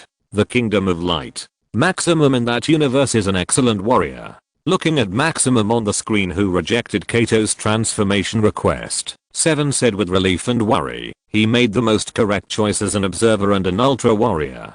I'm emo. If you're listening to this novel on a channel other than Fanfic World, it means they downloaded and uploaded it without effort. We cordially invite you to visit our channel, Mundo Fanfic Novelos. There you'll find the original version of this story and you can explore many other novels of various genres. We're waiting for you to immerse yourself in a world of incredible novels. Chapter 338 Satellite Basaku. Yes, we are not creatures on Earth after all. We should not interfere in the internal struggles on Earth. The first generation nodded, looking at Seven who was lost in thought beside him, wanting to say something, but not knowing where to start. As the one who doted on Earth the most, Seven was not in a very good mood at the moment. Although as an outsider they must not interfere in the internal affairs of Earth, Seven still did so back then, and helped a group of strong people to slaughter a group of weak people, helping a group of invaders to slaughter Earthlings. In comparison, Maximum's approach seemed particularly correct. Image continues. At the same time, in the base, the central computer had detected that powerful energy weapons were about to arrive, and the computer's countdown sounded continuously in the base. 9, 8, 7, 6, 5, 4, 3, 2, 1. After the countdown ended, the entire base shook, and then a powerful purple energy column shot up into the sky. Everything in the base, whether it was buildings or weapons, exploded under the impact of this powerful energy column. In just 1 second, the entire base was completely destroyed by the purple energy column. Not only the Titan base, but all the UDF bases on the entire Earth were attacked at the same time. Other bases were also completely destroyed without any resistance under such attacks. What a terrifying energy attack. It seems that Dallas has indeed been patient for a long time. Then why didn't they come out to communicate with the Earthlings before things got out of hand? Peter found a blind spot. Human technology did not progress from primitive society to modern society in one day. There are at least thousands of years in between. Even if humans just started to conduct basic research and development in the last century, it would be at least 10 years before the modern world of Maximum's world. Even so, there are at least 5 years for communication. Peter raised a very critical question. That is, why not solve the problem when it is discovered, but wait until the problem cannot be solved before solving the person who raised the problem? It seems unreasonable to use the movement of the mantle layer to excuse Dallas. Could it be that Dallas accidentally comprehended the Dark Forest? No, if they really comprehended the Dark Forest, then they would not choose to communicate with humans, but would directly destroy humans at all costs. The video continues. In the underground space, there is a mechanical monster that is about the same size as Kato and similar in shape to the Scout Basaku. The Dallas patrol machine, Satellite Basaku. The suddenly appearing Satellite Basaku grabbed Kato's neck and lifted him up. Kato felt as if his neck was clamped by a pair of pliers and he could hardly breathe. He endured the pain and said, "I'm not here to fight. Let him go." At this moment, a loud roar came. It turned out that Roxy was not dead. After she woke up, she saw Kato being strangled by a monster. Roxy's body reaction speed directly exceeded her thinking speed. She immediately drew her gun and aimed at Satellite Basaku. However, the Satellite Basaku didn't take Roxy's threat seriously at all and didn't even look at her. It was estimated that in the Satellite Basaku's judgment, Roxy was not a threat at all. Roxy continued to shout loudly, "If you don't let him go, I will detonate Eagle 3. After hearing Roxy's threat, the Satellite Basaku turned his head to Roxy. Roxy looked at the Satellite Basaku firmly and said, "If -3 explodes in this confined space, then everything here will be destroyed." After that, she took out a remote control and pressed a red button. Suddenly, the number 3 unit that seemed to have crashed lit up again, and it looked like it would explode at any time. Ruxi also looked at the monster firmly. The satellite Basaku's yellow eyes stared at Ruxi. A lot of data appeared in his field of vision. It was obvious that he had made a detailed analysis of the current situation. When it realized that Ruxi was serious and that the other party really dared to die with him, it finally spoke. I'm Basaku, the system that protects Dallas. Live Room Barrage. Jonathan Osterman, Drive Manhattan, Courage. Peter Parker, yes, this is human courage. Loki Odinson, it seems that the other party is really not going to cooperate in negotiations. This time it will end in a battle. The video continues on the ground after the energy towers from the underground destroyed the UDF bases around the world. These energy towers were erected where the original bases were. They kept flashing blue light, and it was obvious that they had been activated and were running. That tower is a system that continuously emits alpha particles.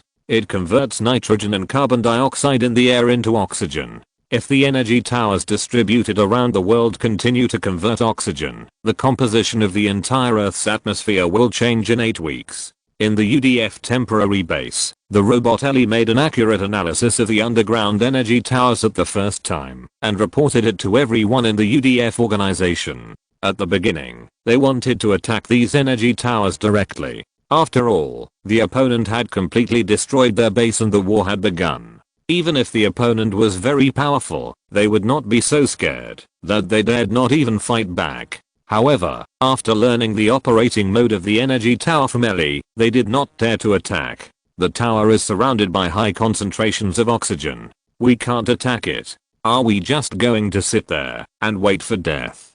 Seen and Muting had already driven the air carrier and other attack aircraft to the vicinity of the energy tower, but after detecting the high concentration of oxygen around the energy tower, they were afraid to attack it, because if they attacked the energy tower directly, it would cause a huge explosion. Not only would they die in the explosion, but they would also implicate nearby humans, so they could only come back temporarily.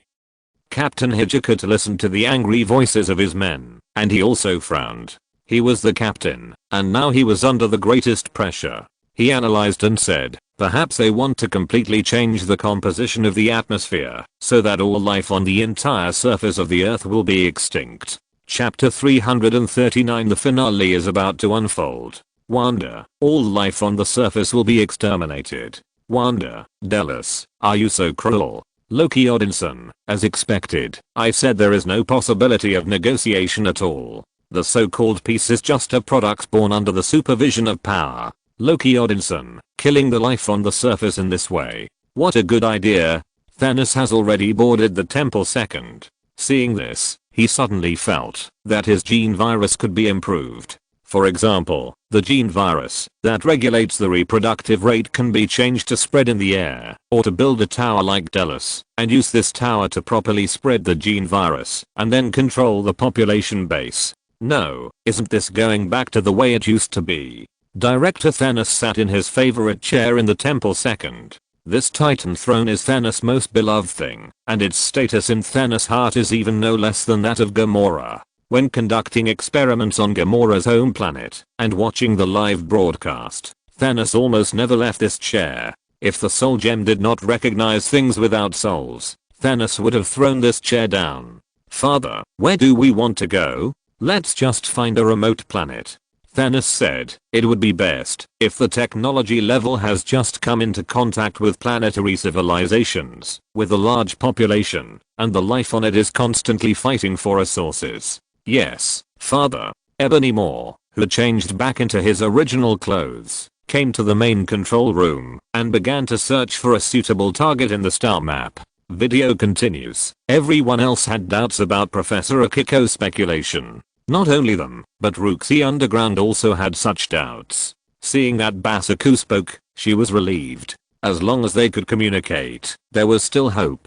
She immediately said, we are all creatures living on Earth. Why do you want war so much? Do you want us to perish so much? Basaku still pinched Kato's neck and didn't let him go. After hearing Ruxi's question, he explained, Dallas is not preparing to exterminate humans, but humans have changed the environment of the Earth, which makes us Dallas about to become extinct. After hearing Basaku's words, Ruxi was puzzled.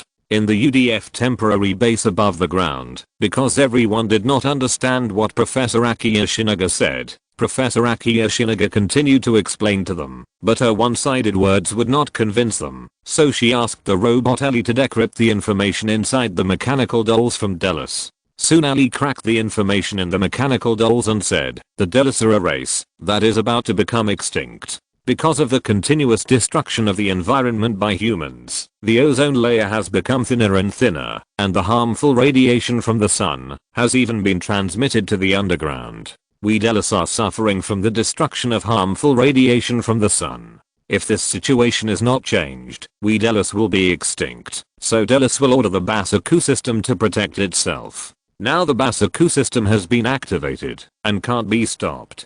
The Basaku system in the underground continued to say, how could this happen?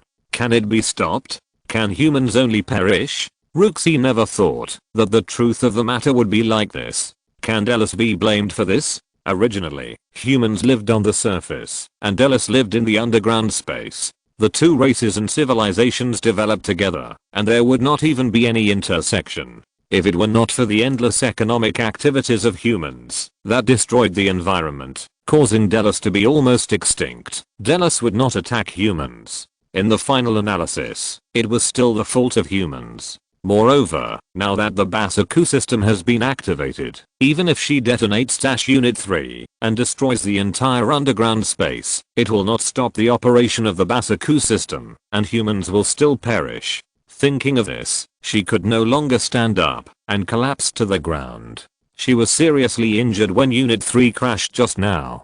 The reason she was able to stand up just now was entirely due to her perseverance and love for Kato. But now that she knows that humans are going to be extinct and she can't do anything, such a powerful blow makes her unable to hold on any longer. Mizuki. Kato saw Mizuki fall to the ground and shouted anxiously. Mizuki smiled bitterly at Kato and said, I really have no future. After saying that, she could no longer hold on and fell to the ground. The greatest sorrow is the death of the heart. Rux's heart no longer has the confidence to survive. Rixie, vertical bar, Kato shouted at the top of his lungs. He ignored the pain in his neck and hit Basaku's arm with all his strength. He finally broke free with a full strength blow. Kato immediately ran to Ruxie, hugged her in his arms, and called anxiously, Rixie, wake up. Rixie woke up slowly, and when she saw that it was Kato, tears flowed from her eyes. She said weakly, I really didn't have it. She couldn't even speak. Don't talk nonsense, you must hold on, Ruxie. Kato said anxiously, but Ruxie tilted her head and had no breath. Rixie, Ruxie? Kato called twice, but there was no response at all. He burst into tears. Why is this happening? Why is this happening? He hugged Ruxie and cried. Mizuki. In the temporary UDF base, Robot Ellie has been keeping an eye on Mizuki's life. At this time, the line representing Mizuki's heartbeat has turned into a red straight line. She has no expression on her face and says in a low voice, Mizuki, Mizuki, Mizuki Ellie. What happened to Mizuki? Ellie, who has superb performance and can personally clean up the mess when all Dash members are offline, is like an old DVD player that keeps jamming. Mizuki's vital signs have disappeared. There is still no emotion in Ellie's words, but everyone can feel the deep sadness from Ellie's words. Who said robots have no emotions? Underground. Mizuki. Kato held Mizuki's corpse in a daze. Tears in his eyes kept flowing down, drawing tear marks on his face. Please don't act rashly like this in the future. If you had made a mistake, you would be dead now. My desire to protect others is no less than ashes. Hello Senior. Let me introduce myself. I'm Kato Tauma. I know you. You're the reckless guy who flew my plane to fight monsters. Hi. Then Dash, your first lesson on the job. Go and repair my plane. Huh. I'm just kidding. The maintenance team is here, but don't be so reckless next time. Yes. I believe Ultraman Maximum is our partner, but we have to protect the Earth on our own. I don't want to fight alongside Team Kato in the future. I can walk by myself. I don't need your help. What are you doing? You're still injured. The fastest and strongest maximum Earth destruction prelude and next play. The fastest and strongest maximum grand finale. Isn't this a clear enough hint?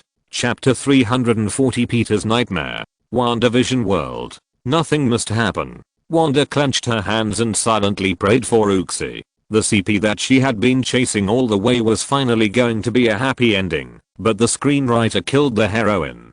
Who can stand this? X-Men. Logan smoked a little bit of cigarette in dissatisfaction. Charles, why do you think every couple has to go through so many hardships before they can be together? Logan, a rough man, couldn't stand it anymore. He had seen a lot of separations and deaths over the years, but he was still unhappy and uncomfortable. Because of his experience over the years, Logan himself was even more reluctant to see those uncomfortable plots. Maybe this is the hardship. Only after experiencing enough hardships can you achieve a happy ending. What is a happy ending? A word from the East, you can understand it as a happy ending. The Kingdom of Light. A group of super-aged bachelors collectively looked at the screen in dissatisfaction. They were indeed very unhappy about it. But no matter how unhappy they were, they all knew that Dallas was not to blame for this. What did Dallas do wrong? They were just trying to survive. The Basaku system was Dallas's last means of defense. Even if Dallas was wrong and wanted to exterminate all humans, it would be difficult for them as observers to intervene. Screening room. Looking at Kato holding Ruxie in his arms, Peter suddenly recalled a dream he had once had. In that dream, he had gained a superpower that allowed him to climb walls as if they were walking on flat ground and shoot spider silk from his wrists, just like Gwen now. And Gwen had become an ordinary girl. In the dream, Gwen fell from an unfinished elevated platform and he was unable to catch her, so he could only hold her body in pain. After waking up from the dream, he just regarded it as a nightmare, and the next day he went to walk hand in hand with Gwen. But now the more he thought about it, the more scared Peter became. What if it was him and Gwen on it? What if Gwen died in front of him and he was powerless to do anything about it? Peter shuddered, and he didn't dare to think about it anymore. It was just a nightmare, just a nightmare. The fastest and strongest Maximum grasped the future on air. No, Ruxie won't die. I won't accept such a fate. Never. Kato murmured in sorrow while holding Ruxie. He would never let Ruxie die like this. They agreed to survive well, survive everything, and move towards the future together. How could Ruxie die here? Ruxie, you will not die. You must survive. We agreed that we will welcome the peace of the entire human race together and live happily together. Ruxie, you can't break your promise, Ruxie. We agreed. We agreed to welcome the future together. Wake up, please. Kato performed CPR while crying. Unfortunately, after such a long period of rescue, Ruxie still had no response. Kato's hand that was performing CPR slowly stopped. Kato lay on Ruxie's body, tears gushing out uncontrollably. Maximum refused his request. Ruxie sacrificed for the mission, and Dallas's Basaku system has been activated, and the human civilization on Earth is about to usher in the end. Despair filled Kato's heart. Live room barrage. Wanda, although Maximum cannot help the human civilization on Earth, it is still possible to help Kato save Ruxie. Ace, Maximum should be ready to be a bystander completely. Alas, I think Maximum is actually very distressed. After all, they are partners who have fought together. Ace, Maximum, in fact, is much better than us old guys, at least in terms of emotional management. Constantine, we all understand the truth, and we have also seen Maximum's contribution to the Earth. If it weren't for Maximum's protection, the Earth's civilization would probably be destroyed more than once. At least in this regard, he is better than God. That old bastard. Jonathan Osterman, Drive Manhattan. Is it an absolute conflict between divinity and humanity? Jonathan Osterman, Drive Manhattan. Compared to you, the divinity of Maximum Ultraman is higher than that of humanity. That is, absolute rationality. Humanity is easily influenced by emotions, but divinity represents an absolute bystander and rational thinking. Maximum Ultraman chose to follow his divinity. Wanda, grasp the future, grasp the future, yes. Wanda, although I don't know what this future refers to, the title this time is not a title like the end of the world, and there will definitely not be a desperate scene like the end of the world. Wanda, the future is hope. The video continues. In despair, Kato seemed to hear Mizuki's voice. Ahem. Is it an illusion? Ahem. It's not an illusion. Kato slowly moved over and saw that Mizuki had indeed recovered her breathing and heartbeat. He called out softly, and Mizuki slowly opened her eyes and weakly called out to Kato. Mizuki. Kato picked up Mizuki, but was afraid that his voice was too loud and would startle Mizuki. He was even more afraid that all this was his illusion, that all this was fake. For the first time, Kato wanted to immerse himself in his own illusion. Fortunately, this was not an illusion. Mizuki's life response has been restored. In the temporary base, Ellie reported the situation calmly, but when she looked closely, Mizuki's eyes were much brighter than usual. Were they tears? But can robots shed tears? The prediction was wrong. It's good that it was wrong. It's good that it was wrong. Captain Hijikata, this resolute man, was the first to shed tears. As the captain, every member of the team was his child. Hearing that Mizuki had come back to life, Captain Hijikata tried to take 2 breaths and tried to hold back his tears, but 2 crystal tears still fell. Captain Hijikata wiped his tears, looked at the people around him who were cheering, and burst into laughter. Really, as the leader of a team, crying in public is not only rude, but also too embarrassing. Commander Hayata said to Captain Hijikata, who was about to cry. But as the commander-in-chief of you are also very rude now, you little brat. At this moment, the blue crystal wrapped in silver metal, which was disassembled from the previous mechanical doll, was the core of the automatic mechanical device. It actually flew up at this moment. Chapter 341 The Ultimate Weapon of the Basaku System, Million Basaku. Debut. Wanda, great. Peter Parker, as long as you believe in miracles, miracles will definitely happen. Ace, see, I've said it before, humans are a magical race that is good at creating miracles. Thanos, miracle. This should just be an act of pretending to be dead, and it was accidentally awakened by that human. Loki Odinson, okay, don't spoil the fun.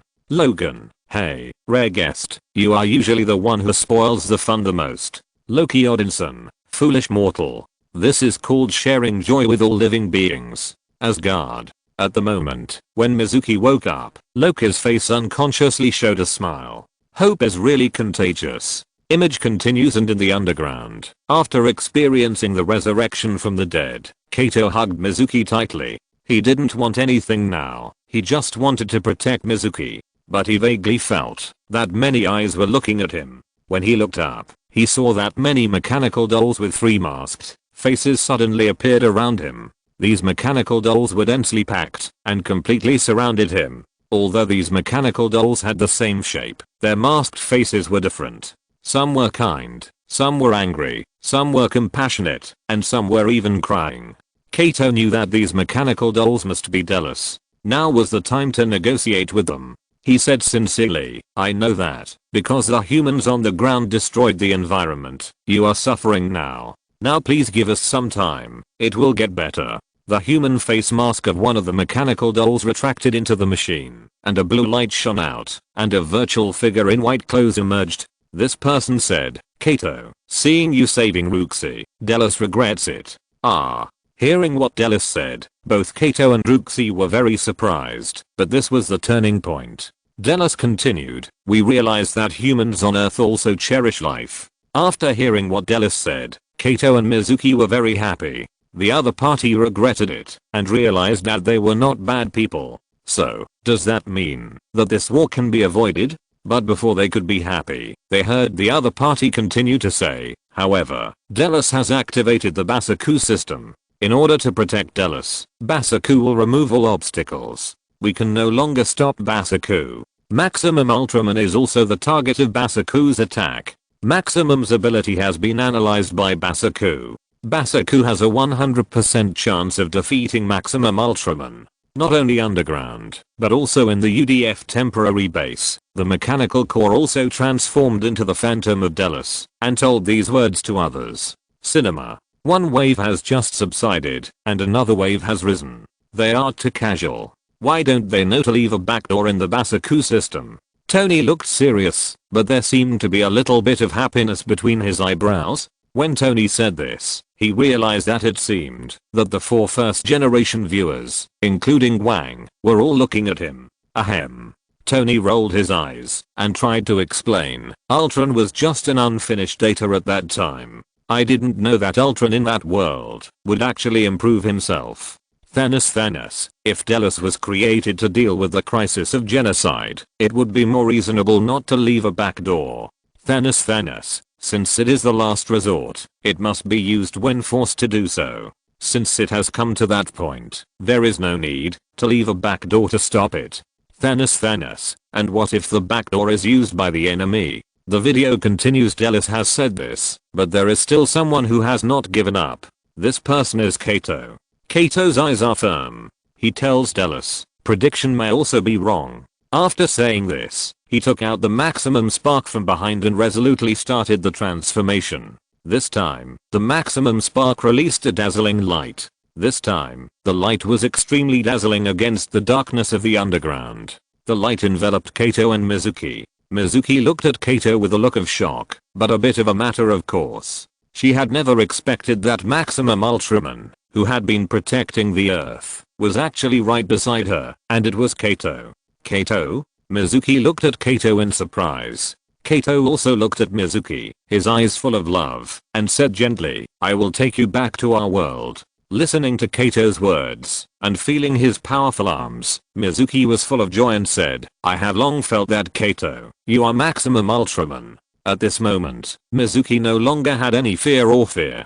As long as she was with Kato, he would never let herself get hurt, let alone let the human race become extinct. Mizuki was full of confidence in Kato. He directly transformed into Maximum Ultraman, held Mizuki and flew up, flying up along the passage when he came. To be honest, I envy him at this moment, although I don't know who I should envy, who can refuse to be carried by Maximum like a princess, or to fly in his arms. Kato, you have always been fighting as Ultraman Maximum. Since we just met. Roxy stayed in Kato's arms, without any fear, and said to Kato. At this moment, the past scenes appeared in Roxy's mind like a movie. From the first time she met Kato, to the first mission together, and in many missions afterwards, they were the closest teammates and partners. In so many missions, there were several times when Roxy herself was in danger, but was finally saved by Kato, just like this time. And the feelings between them gradually warmed up in this unconscious interaction. Until now, they both know each other's feelings. One day, humans will go to distant planets like Maximum. They will definitely. Roxy said with a firm look. Above the ground, a huge steel monster was roaring wantonly. This giant beast is more than 1,000 meters tall, and its size is terrifying. It is covered with attack weapons. The metallic luster shines brightly under the light, and the cold light gives people a piercing coldness. Compared with this terrifying metal giant, some buildings on the earth are as small as Lego toys, and humans are no different from ants under its feet. The ultimate weapon of the Basaku system, Million Basaku. Chapter 342. Where is Gino? Where is Gino? Save Gino. Alive. Great. And Ultraman Maximum has also taken action. Now even the Million Basakus are not to be feared. Loki Odinson, don't forget, Maximum agreed not to take action. Maybe he just sent the two mortals back to land because of their past friendship. Guang, no, you can take action. Ace, because this is the common wish of humans and Delos. Thanos, am I the only one who thinks this transition is a bit sudden? They were going to fight to the death with the humans on the ground, but they gave in, just because of a rough first aid process? Guang, the first aid process is not the point. The point is that the relationship between Kato and Mizuki moved Delos. For a better viewing experience, the 1.0 version of the virtual reality viewing mode is launched. The video continues at the temporary base on the ground. When Captain Hijikata learned that Maximum was on his way, he immediately gave an order, saying, it is not just Ultraman Maximum who protects the world on the ground, but also us. Move out. Understood. At this time, Ultraman Maximum has already arrived in Japan. He found an open and safe place to put Roxy down. Roxy nodded at him, indicating that he could do his own thing, and not worry about himself. Maximum nodded, and then flew towards the huge monster not far away. Looking at the figure of Ultraman Maximum leaving, and the huge monster in the distance, Rooks's eyes also showed deep worry, because when they were underground, the Shadow of Delos said that their chance of defeating Ultraman Maximum was 100%. I don't know if Maximum can defeat this powerful monster. At the same time, the aerial carrier, which is a temporary base of UDF, also flew over. Ellie walked up to Rooksy and said happily, "Team Rooksy, I'm glad to see you again." "I'm glad to see you too, Ellie." Rooksy smiled at Ellie, and she was once again bathed in the light, as if she had been reborn. Ultraman Maximum flew in front of the Million Basaku. Looking at the huge Million Basaku, Maximum had just taken an attacking posture, and at this time the power timer on his chest changed from blue to red, and kept flashing, because 2 minutes had passed since he transformed, and flying from the underground world to the ground, had consumed a lot of energy. At this time, the energy was almost exhausted, and it could only last for another minute at most. Although this guy was just a little brother compared to the group of monsters that he had faced in the past, but now he was short of energy, and this thing was used specifically to deal with him. He was short of energy, so it would be difficult to win.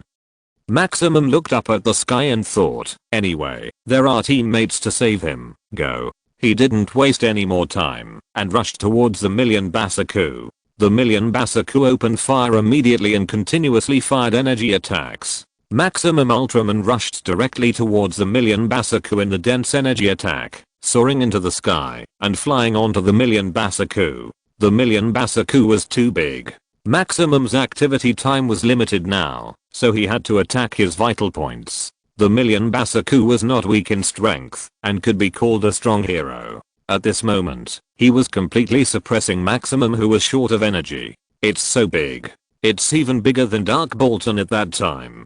Peter looked at the steel behemoth. He couldn't even see the sun when he stood under the steel behemoth. It was completely blocked by the steel behemoth. This is the so-called virtual reality projection, that is, entering the video screen to personally feel the oppressive feeling of the Million Basaku. The perspective suddenly changed. This time it was a mid-air perspective. Here, everyone once again felt the gap between Maximum and the Million Basaku. Facing the Mega Basaku, Maximum is like an ordinary dragonfly in front of humans, and humans are not even as good as aphids. Maximum can also Gigantamax. It's not a big problem, but he is running out of energy now. The river god looked at Maximum, who was fighting hard with the Mega Basaku, and was a little distressed. Oh, it would be great if there was a river here. River? Yes. The river god nodded seriously. If there was a river, I could come out to help. Logan, stop it. This is not your world. You can't cross over. River god, is that so? But is there no river connecting the two worlds? Loki Odinson, the legendary sticks can connect the 9 realms, and the river of time should be able to connect as well. River god, the sticks, the river of time, wow, so cool. Peter Parker, no. Look at Maximum. The video continues. Mega Basaku's energy attacks became more intense, but Ultraman Maximum did not slow down at all. He dodged most of the energy attacks. He blocked the attacks with his arms when he couldn't dodge them. Maximum quickly rushed to the front of Mega Basaku's head. A flash of light appeared on his wrist, and the Maximum Sword 1 appeared on his wrist. This was his strongest attack. He wanted to use the Galaxy Light Sword to chop off Mega Basaku's head. But before he started to attack, Mega Basaku's head emitted a huge suction force, which directly sucked Ultraman Maximum over, making it difficult for him to move. Even many purple energy beams emerged to fix Ultraman Maximum firmly. He was like Jesus nailed to the cross, unable to do anything. Ultraman Maximum. Kato. Rooksy was in Dash's ward, staring blankly at the locked Maximum. At this time, Sheen and Muting each drove an attack plane to join the battle.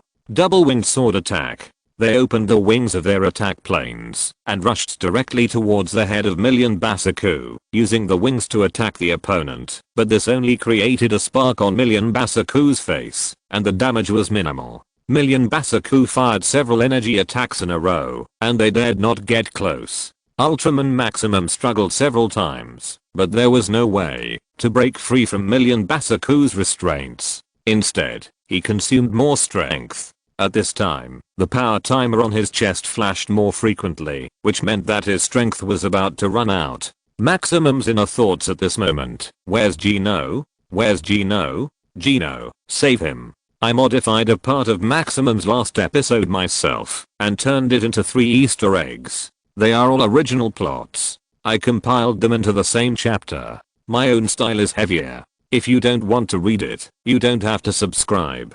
Chapter 343 Maximum Rescue Plan started. The Kingdom of Light. Leo, that bastard. 7 could hardly restrain his desire to drive the Jeep. Hydra might have separated from the first generation, and he was not there. But Leo, that bastard, definitely had the ability to transform, but he dared to stand by and watch. 7 had already decided that, if Leo still didn't show up later, he would go and give Leo extra training. Live Room Barrage, Peter Parker, Maximum Ultraman, Lost. Guan, if there was also a me in the Kingdom of Light in that world, my monitoring system would definitely be able to monitor Maximum's situation, and then the reinforcement from the Kingdom of Light would definitely be able to rescue Maximum. Ace, planetary civilization observers usually work in teams of 2. Do all the planetary civilization observers in this universe act alone? Thanos, it's really too careless to be active in the universe with only one person. Tony Stark, why? Why is the strongest attack of their Dash Eagle actually to hit people with the wings of the plane?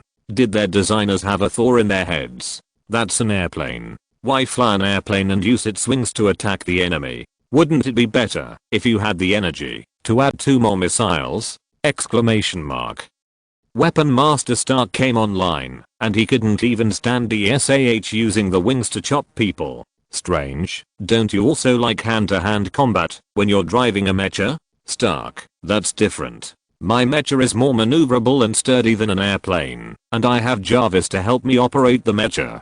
I alone am equivalent to the entire human martial arts civilization. Logan, then why do you have to go on stage in person? Wouldn't it be better to let Jarvis directly control the mecha? You are not in the mecha for 1, safety, and 2, you can carry more missiles and so on. Tony Stark, because I'm Iron Man. The video continues inside Maximum's body. Kato is in a world of light, and suddenly the voice of Ultraman Maximum is heard. Kato, my energy is exhausted. Even the energy to return to the M78 Nebula is exhausted. You should separate from me quickly, otherwise you will die. How can this be, Maximum? We still have to fight together to the end. Kato said unwillingly after hearing Maximum's words. But his voice was drowned in the ocean of light. Outside, Maximum stretched out his right hand and summoned Maximum Galaxy with his last light particles. Then he gathered all the energy in his body into the Maximum Spark on his left hand and forced Kato to separate from his body. Together with the Maximum Spark, he flew towards Maximum Galaxy. Maximum Galaxy carried the separated Kato out of the battle, and the energy in Maximum Galaxy was quickly used up and fell heavily to the ground. Kato climbed up regardless of the pain in his body and looked at the body of Ultraman Maximum bound by the million Basuk. After all the energy in Maximum Ultraman's body was consumed, the power timer on his chest completely went out, and Maximum Ultraman's body completely lost its color and turned gray. Maximum Ultraman is the giant of light, and now he has lost his luster, like a rusty iron statue. Maximum. Despair once again filled everyone's heart. Is this what Ultraman looks like when he dies in battle? Looking at Maximum, who turned into a brass statue, everyone had to accept this fact. Even as strong as Maximum Ultraman, he would be defeated and die in battle. It shouldn't be. Hikari observed for a while and said, Maximum just has no energy. As long as Maximum is recharged, Maximum can be resurrected. Loki Odinson, resurrection is not possible. Maximum is no match for the million Basuku. Diana Prince, no, a large part of the reason why Maximum Ultraman was defeated before was because of insufficient energy. If it was Maximum in his prime, he would definitely have the ability to fight the million Basuku. Diana Prince, the previous Ultraman Maximum had the ability to transform into a kilometer-long giant. If the Ultraman Maximum under the transformation fought against the Mega Basuka, it would be hard to determine the winner. Loki Odinson, but now Maximum has no ability. Without the help of other Ultraman, he has no way to recover his ability. If I'm not mistaken, the purple arc is a skill that restrains Ultraman Maximum and extracts the ability from his body. In this case, Ultraman Maximum can't save himself at all. Bruce Wayne, your power comes from the sun, so is there not enough sunlight on Earth? Is it because the atmosphere filters out ultraviolet rays? Ace, yes. After I finish fighting on Earth, I need to return to outer space to absorb a wave of solar energy. The solar energy on Earth is even too little. Ace, Maximum can't save himself, but don't forget that humans will never sit and wait for death. Ace, what they are best at is creating miracles. The video continues when Ultraman Maximum was defeated. The influence of the Basaku system quickly spread across the world. Power plants around the city stopped generating electricity, factories stopped operating, traffic stopped, and the entire human world was paralyzed. After the million Basaku defeated Maximum, it never moved again, and just stayed there quietly. The huge metal monster seemed to be a natural barrier, blocking the progress of human civilization. No, it kicked human civilization back to primitive society, and then blocked humans from moving forward. The entire human world seemed to have given up resistance. Maximum Galaxy was placed in the UDF temporary base, and Roxy was lying on the bed. She had been recovering from illness these days, and Kato was taking care of Roxy by the bed. Kato, our future, Roxy said weakly. Kato immediately grabbed Mizuki's hand and said firmly, Mizuki, don't worry, I'm here, we can definitely grasp the future. Team Kato, we are about to carry out the Maximum mission. At this time, Ellie's voice came from the radio. Hearing that the mission was about to be carried out, Kato held Mizuki's hand and didn't want to leave. Mizuki smiled and said, go, Maximum is still waiting for you. I'm leaving. Kato said, reluctantly letting go of Mizuki's hand, and walked out of the ward. Go, Kato, save our future, the future of mankind.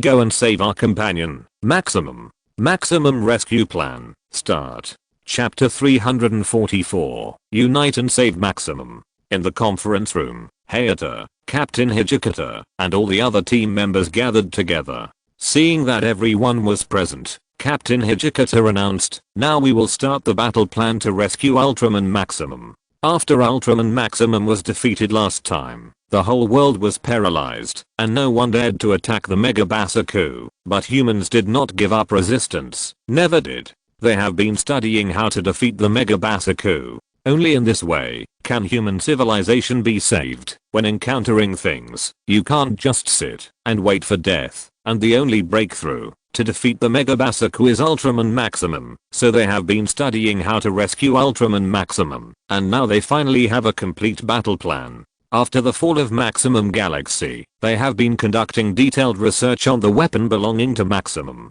This combat plan is also based on this weapon.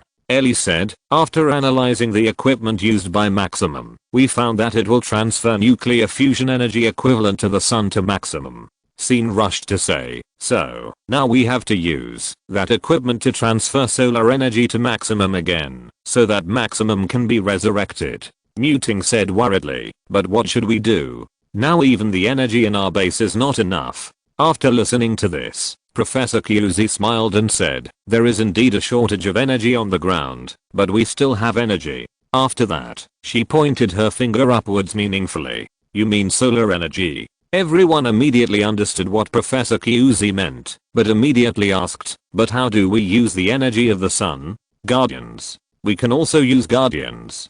Guardians, satellites deployed in space. These satellites are equipped with solar weapons, which can absorb solar energy and then release thousands of degrees of high temperature to attack, which is similar to the principle that a magnifying glass can ignite a match. Now they want to use this method to collect the sun's energy. Professor Akiko explained, we need to use these satellites to convert solar energy, then gather it at the base, and then transmit it to the device. I see. Kato now understood all the steps of the plan. He had one last question, but how can we send Maximum Galaxy to Ultraman Maximum? Maximum Galaxy? After hearing Kato's words, everyone looked at Kato in confusion. Captain Hijikata asked, what is Maximum Galaxy? Kato shouted in his heart that this was not good. They only knew that the equipment belonged to Maximum, but they didn't know that the name of the equipment was Maximum Galaxy. This time he was probably exposed, but he thought quickly and immediately explained. Maximum Galaxy is the name of the equipment. I heard Maximum say that once. No one asked more questions. Of course, it is not ruled out that they were all pretending to be confused. Muting said, let's use the dash machine to send it over. That's right. Scene said, first, use the antenna of our base to receive solar energy and transmit the energy to Maximum Galaxy through the pipeline made of nanocarbon, and then use the dash machine to tow Maximum Galaxy to Maximum Ultraman. Yes, that's it. Muting said, Maximum Ultraman has always helped us before, and now it's our turn to help Maximum Ultraman. That's right, let's do it together. Ace, did you see it? This is what we have always insisted on. Ace, we have never been the nanny of humans. We have always been fighting side by side with the people of Earth.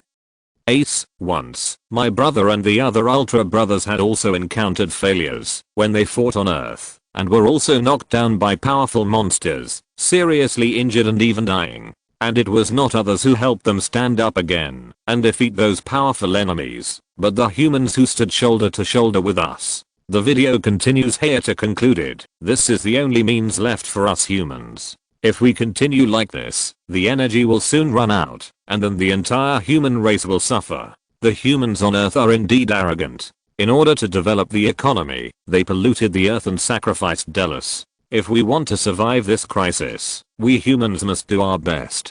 But we must survive first, before we can open up such a future. Everyone, please. Maximum rescue mission. Start. Dash. Move out. Understood. The team members spoke loudly. Kibber and Kato each went out to drive a dash fighter, and Scene went to the control console to help Ellie control the Guardian to receive solar energy. Everyone must cooperate closely. Any mistake in any place will lead to failure. Ellie first adjusted the direction of all the Guardian satellites and aligned them with the antenna of the base. Kibber and Kato also launched their fighters. After everything was ready, Captain Hijikata ordered, Dash Eagle 1 and Eagle 2 fighters, move out. Understood. After receiving the order, Mutei and Kato immediately started the fighters and flew out of the base. They dragged chains on their fighters, and behind the chains was Maximum Galaxy. They wanted to send Maximum Galaxy to Maximum Ultraman, and behind Maximum Galaxy was a pipeline made of nanocarbon, and at the end of the pipeline was an antenna that received solar energy. Ellie reminded, after all the satellites have collected the beams, the antenna of the base can only last for 85 seconds. This beam carries high temperature and was originally a weapon, but now it is used as a charging equipment. The antenna of their base can't last long when receiving such high temperatures. We have to force it. Ellie, prepare to shine the light. Understood. Ellie's 10 fingers quickly tapped on the keyboard and issued a command to the satellite. All the satellites were immediately charged. Scene shouted, come on Maximum, revive. Scene pressed a green button, and all the Guardian satellites in space projected dazzling beams of light to the antenna of their base. This was solar energy, which was transmitted to the Maximum Galaxy through receiving satellites and pipelines. After the originally grey Maximum Galaxy was injected with the solar energy, it immediately began to emit light, as if it would start again at any time. Great, the energy has been delivered. Kato was very happy after seeing it. If this Maximum Galaxy can be restored, then Maximum Ultraman should also be able to be resurrected. But before he could be happy, the energy transmitted from the pipeline was cut off, and Maximum Galaxy fell silent again. At the same time, a series of explosions occurred in the base, and the machines they operated, and many wires exploded slightly. This was because the solar energy they received was too huge, and the lines in the base could not withstand such a huge energy, so a short circuit occurred. We will never give up. Scene said with a firm look. This mission must not fail. He immediately opened the circuit box and saw many wires inside, sparking and emitting pungent smoke. Looking at the messy lines, Scene was overwhelmed. Time was urgent, and he didn't have much time to restore the circuit. At this time, Ellie came over. She just took a look and understood the status of all the lines. Then she started to repair them. She was very fast. Her hands kept shuttling through the complex lines like a butterfly and even left a shadow. In just 2 seconds, she repaired all the damaged lines. Good. This scene of unity and unity to save Maximum also infected some people who were watching the live broadcast. On and off the screen, people's hearts were connected, and they prayed for Maximum together, hoping that the red giant of light would stand on the earth again. If you're listening to this novel on a channel other than Fanfic World, it means they downloaded and uploaded it without effort. We cordially invite you to visit our channel, Mundo Fanfic Novelos. There you'll find the original version of this story and you can explore many other novels of various genres. We're waiting for you to immerse yourself in a world of incredible novels. Chapter 345. The sword pierces through the galaxy and shatters the stars. Maximum Galaxy, which has been replenished with enough energy, starts up again and shines brightly. Kato and Muting fly Maximum Galaxy towards Ultraman with the fighter plane. At this moment, Maximum Galaxy is like an immortal phoenix reborn in the flames, carrying the hope of mankind, carrying the future of mankind, and moving towards the future. When the gods fall to the earth and turn into stone statues, and the devils laugh wantonly, people with firm faith are not afraid of the temptation and terror of the devil, and reshape the wings of hope for the angels who protect them. When the wings shine again, the angel will once again draw out his flaming sword and sweep away the filth in the world. Million Basaku has discovered the actions of humans, and the metal behemoth has started up again. The huge energy torrent attacks the brave man who saves the hero like a storm. A beam of energy bombards Muting's fighter plane, not only damaging his fighter plane, but also breaking the steel cable that he is dragging Maximum Galaxy. He has to make an emergency landing, and only Kato is left. Energy attacks rained down on him, but Kato still flew towards Ultraman Maximum. Captain Hijikata saw this and immediately said, "Kato, don't mess around. Cut the cable. Come back quickly. Go back." Where? We have no spare nanotubes. This is a last chance, our last hope. It's come to this. How can we give up? I am Ultraman Maximum.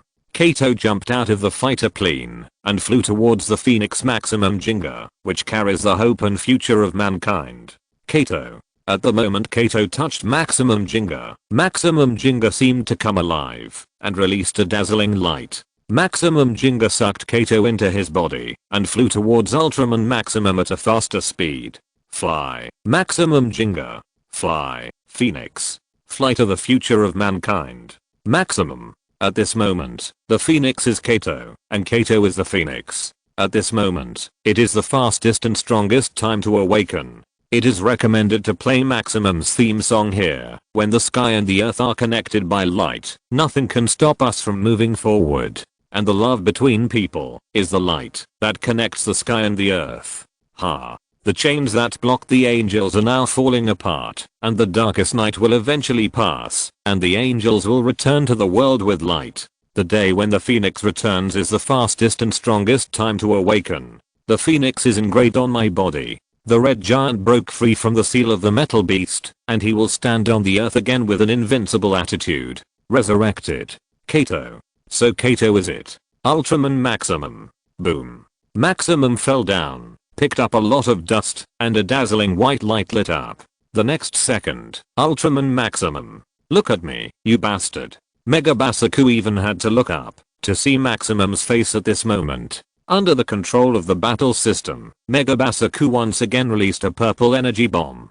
The same move will not work a second time against the fastest and strongest. Maximum held Maximum Galaxy in his hand, sparks and lightning all the way, slashing all the way from the place where he transformed to the front of Mega Basaku, raising his hand, and slashing with Maximum Galaxy lightsaber, slashing Mega Basaku on the spot and sparking electricity. He casually threw out a Maximum head dart several dozen meters long. In midair, the Maximum head dart split into 2 into 4, and 4 into 8. There was an endless sound of crackling collisions. In addition to blue electric sparks, there were also red real sparks coming out of Million Basaku's body. Maximum Galaxy sparks flashed in Maximum's hand, and he raised his hand and waved it. A red lightsaber grew in the wind. Maximum Galaxy Maximum Power. This sword pierces the galaxy and shatters the stars. Maximum galaxy light sword 400,000 light years participate. With a sword sweeping across, the 8 planets plus a sun trembled, and the invincible, fastest, and strongest metal beast, the million Basaku, turned into the smallest particles, and dissipated between heaven and earth. Stop the Basaku system 40 seconds. Slaughter. As the million Basaku was destroyed, the Basaku system immediately stopped running, and the Basaku energy tower slowly sank into the ground. The 3 human-faced mechanical dolls issued a voice. Dyrus has high hopes for humans. Before the Earth returns to its original appearance, Delos will fall into a deep sleep again. Loek can't beat him, so he's scared. Hayek, Delos has high hopes for humans. The Basaku systems around the world have been lifted. The crisis was lifted again. In a sea of light, the huge Ultraman Maximum looked at Kato in front of him, and said with mixed feelings, Kato, thank you. Me too. Thank you for your help all the time. Kato said gratefully. If it weren't for the help of Ultraman Maximum, he wouldn't have been able to defeat so many monsters and aliens, and this time, the million Basaku.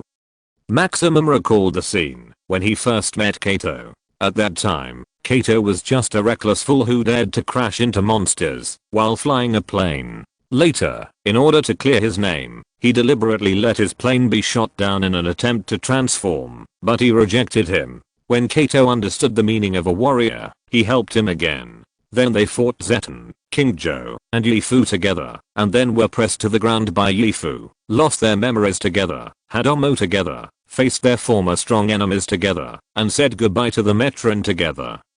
You have to grasp the future of the Earth by yourselves. It's time to say goodbye. After Maximum Ultraman finished speaking, he completely separated from Kato. The scene changed, and this time it was the sunset of the Earth. Maximum and Kato were completely separated. Maximum looked at Kato deeply for the last time. He knew that for him, human life was fleeting, and this separation was likely to be a farewell forever. Maximum was reluctant in his heart, but he knew that he should go. Goodbye, Maximum. Under the sunset, the fastest and strongest Ultraman left this planet that he would never forget in his long life in the future with indelible memories. He will not forget that on this planet called Earth, there is a human named Tauma Kato and a respectable comrade. Goodbye, Kato. Goodbye, my friend. Wash your socks. In the night, Kato and his team members met up. Kato. Samurai Boy. Muting and Scene excitedly picked up Kato and vented their excitement. Well done, Kato. Captain Hijikata praised Kato. Thank you, Captain. This is what I should do, Kato said modestly. Then everyone pushed Mizuki in front of Kato. The two smiled at each other, and everything was said without words. A group of people celebrated until the evening, looking at the quiet and beautiful starry sky, where there was the hometown of Ultraman Maximum. Kato said, Maximum has returned to his hometown. Goodbye, Maximum. He went back, a little lonely. Maximum, leave the future to us. Yes, the future of the Earth must be grasped by us humans. Everyone said with emotion. By the way, let's take a photo together, they said, and asked the robot Coco to come out to take pictures for them. Several people immediately gathered together to record this moment. The fastest and strongest Maximum, and I always feel that the Galaxy Light Sword is a little crooked. Punctuation marks count as one word. I tried it. This chapter has 2541 words. You still have money to make. Chapter 346 Geno Statue Sanashu and Kato's words. How long was that sword? I estimated it with my eyes, and it flew out of the solar system anyway. Flew out of the solar system in 1 second? How many times faster than the speed of light would it be? Who knows, maybe the speed of light in that world is just that fast. Peter Parker, Maximum really left after all. It's a little regrettable. Ace, Maximum is an observer of planetary civilization in the Kingdom of Light in that universe after all. He also has his own mission. He must go back to the Kingdom of Light to write a report. Peter Parker, hiss. I seem to have an assignment that I haven't done yet. Tony Stark, why write that stuff? That kind of thing will only pollute your brain. I never handed in homework before because they couldn't understand my homework. Bruce Wayne, I don't think I handed in homework when I was in college. Wanda, what's the homework? Logan, I did assign homework to those unlucky kids, but I never read it after I collected it. Peter Parker, no, I'm a good student. I've never failed to hand in my homework since I was a child. Logan, at worst, you can take your homework to the cinema next time. Anyway, there is no relative time pause in there. You can just write it slowly in there. Peter Parker, it seems, it really works. Maximum's ending Easter egg 1 Loki Odinson, aha. I knew there must be an Easter egg. The video starts the starry sky outside the earth. Maximum looks at another Ultraman with resentment. Gino, how long have you been watching here? I've been watching all the time. Then couldn't you go down and help me when I was beaten? I helped. I sent Maximum Galaxy to you. What kind of help is this? I summoned that thing. Easter egg 1 and so, does Maximum have a partner? Peter was speechless. Wanda, I don't understand, but I'm shocked. Gwen, so why doesn't he go down to help? Ace, I remember that Maximum's partner in our universe seems to be Gino Easter egg 2, 2076. Time has come to 50 years later. Kato and Mizuki's grandson has grown up and joined the human space exploration team. The former team members have grown old, and even Ellie has changed into a head of silver hair. In the DSAH senior nursing home, Kato and Mizuki hold hands, and Kato sighs and says, our grandson has finally embarked on a journey to explore the universe. Mizuki, who also has a head of silver hair, says, can he see Maximum? If he can, I really hope he can pass on a message for me. What message? Encrypted. The two old men smiled at each other, staring into the deep space, and held their hands together. The buildings outside the window have a mixture of Dyrus civilization and human civilization. Dyrus, who once intended to exterminate human civilization, has already stepped on the ground to communicate with humans. After the communication between human civilization and Dyrus civilization, it began to flourish. The cultures of the two sides have been greatly integrated, and you have already been in me, and I have been in you. Outside the window, humans, Dyrus, and cosmic people from other planets live together. In the city square, there is a statue. In front of the statue, a tour guide is introducing this statue to cosmic tourists from other planets. This statue is called Sanushu, which means longing, but it also has another name, distant friend. It was built in 2050. It was sculpted by Master Qiu, who has devoted his life to promoting friendly coexistence between Earthlings and aliens. This statue depicts an alien friend who came to Earth with kindness and love, and finally sacrificed himself to protect the Earth. He is a hero who fought hand in hand with humans, and finally died heroically. Master Qiu has made great contributions to the friendly coexistence of humans and aliens, and he left this statue at the last moment of his life. The breeze blew, and it seemed that green light particles brushed past here, sending good wishes to everyone here. And outside the atmosphere, a silver-white spaceship flew towards the distant starry sky. Easter egg 2, and it's the statue of Kofu. Peter recognized the statue at a glance. It was Kofu, a friendly friend who gave his life to eliminate the fear of aliens in the hearts of Earthlings. Kofu succeeded. He did what every pioneer hoped to do most, that is, to let future generations taste sweetness. Kofu succeeded. Now there are many aliens from other planets on the streets. People on Earth are not frightened, but friendly to each other, because they are all friends from the distant stars. Kofu's files are permanently sealed. When this generation leaves, perhaps no one will ever know the truth about Kofu's death. But does Kofu care? Kofu doesn't care.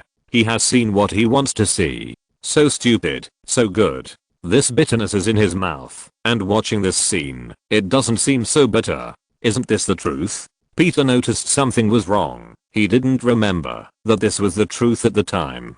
Seeing this, he suddenly recalled the last sentence of the captain in my hometown is Earth. Peter smiled helplessly.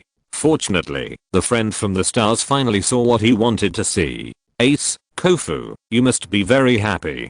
Thanos, I'm really surprised. I didn't expect them to really do it. Ace, right, the Earth can always bring us unexpected surprises. Easter egg 3 start playing. Be careful. Libert. Maximum punched a monster and turned to use the maximum barrier to block the gunboat attack from the spaceship. Damn Baba. Libert used a basic ultra barrier to block the cannonball attack from another direction. This was Libert's first mission, and he was led by Maximum, a legendary planetary civilization observer from the Kingdom of Light. They were all good, but they were attacked. And the one who attacked them was the high-speed cosmic slan. The slan came prepared, and their claws were covered with special viruses specially used to restrain the Giant of Light. Maximum's strength was greatly reduced after being attacked. He split the slan in half with a sword and just wanted to retreat, but he encountered a large number of space fleets and monster armies. Maximum led Libert all the way with sparks and lightning, and finally killed countless monsters and cosmic fleets from the previous planet's atmosphere. But the mastermind behind this sneak attack finally showed up, and that was none other than the famous villain in the universe, Dog Zed, crossed out, Baba. Infected by the virus, seriously injured, with too much energy and physical strength consumed, and most importantly, Maximum, who was carrying a newcomer, was in danger. On the Baba main ship, the leading commander Baba looked at Maximum and Libert, who were desperately resisting outside, with a painful look on his face. "Commander." The first mate Jeton said to Commander Baba, "The fleet has been damaged by 80%. If we continue to fight, we may be wiped out by Maximum Ultraman alone." "Shut up." Baba shot the first mate next to him and shouted, "How could I not know? But that adult requires us to kill Maximum Ultraman. Everyone listen to me. Full fire. They can't hold on for much longer. Release the last space monster. Then give me a new first mate." Boom. "What's wrong? What happened?" "Commander, we were ambushed." Who dares to obstruct that adult's plan?" Maximum also noticed that there seemed to be a problem behind the enemy. He raised his hand and Maximum Galaxy Incarnation Phoenix directly crashed into the enemy's main ship. A silver light flashed, and Baba's main ship turned into a gorgeous firework in the universe. The reinforcement fleet opened fire to clear the enemy ships. Red and purple lasers were constantly shooting, and there were also mechanical creations flying out to attack Baba's fleet. Basaku system activated. Target, enemy fleet. Maximum saw this, and quickly worked with Libert to deal with the remaining monsters. Maximum punched a Bimonston away. Libert followed up, and punched Bimonston on the head, and then elbowed King Joe, who was trying to sneak attack. Maximum waved his hand, and Maximum's head dart was divided into 8, cutting Bimonston and King Joe into fireworks. The rest of the fleet and the monsters who were controlled also got rid of the control. They wanted to destroy instinctively, but when they saw Maximum, who was like a god of war, "I'll beat you, goodbye. Maximum, we are here to help." A red ball flew into the battlefield, and out of it came Gino, Neos and 721. Gino flew to Maximum, released a beam of energy to replenish Maximum's physical strength, and then took out a small prop with Guang's head printed on it, and released the light of life stored on the Silver Cross Holy Mountain from it, clearing the photon virus in Maximum's body. Gino. Looking at Gino, who came from afar just to cast healing spells and purification on him, Maximum was moved to tears. "Maximum, my good brother." Gino. Maximum grabbed Gino's shoulders and said, "For the sake of our brotherhood of sharing the same bunk bed in college, listen to what your brother says. If you really can't do it, just transfer to the Silver Crusaders. Lee is there too, okay?" Maximum and Gino have a good relationship. "That's right," Neos said. Maximum and Gino have been classmates since elementary school. After giving Gino a heartfelt persuasion, Maximum came to the fleet that had helped him before. "Thank you, strangers. Are you from Earth?" Looking at the appearance of the creatures in the fleet, Maximum recalled his days on Earth many years ago, and the partner who had fought side by side with him. "Hello, Ultraman Maximum. Hello, hero. Grandma. I've seen you and the legendary hero you mentioned." The humans and Ellis on the fleet cheered, while the old captain at the front looked at the red giant in front of him quietly. "Human, you remind me of an old friend." Looking at the other person's old appearance, Maximum couldn't help but say, "Excuse me, do you recognize him? Tamakato, right? Ultraman Maximum." The captain smiled and said, "He is my grandfather. The old man has passed away now, but he always remembers you, Ultraman Maximum." "Really?"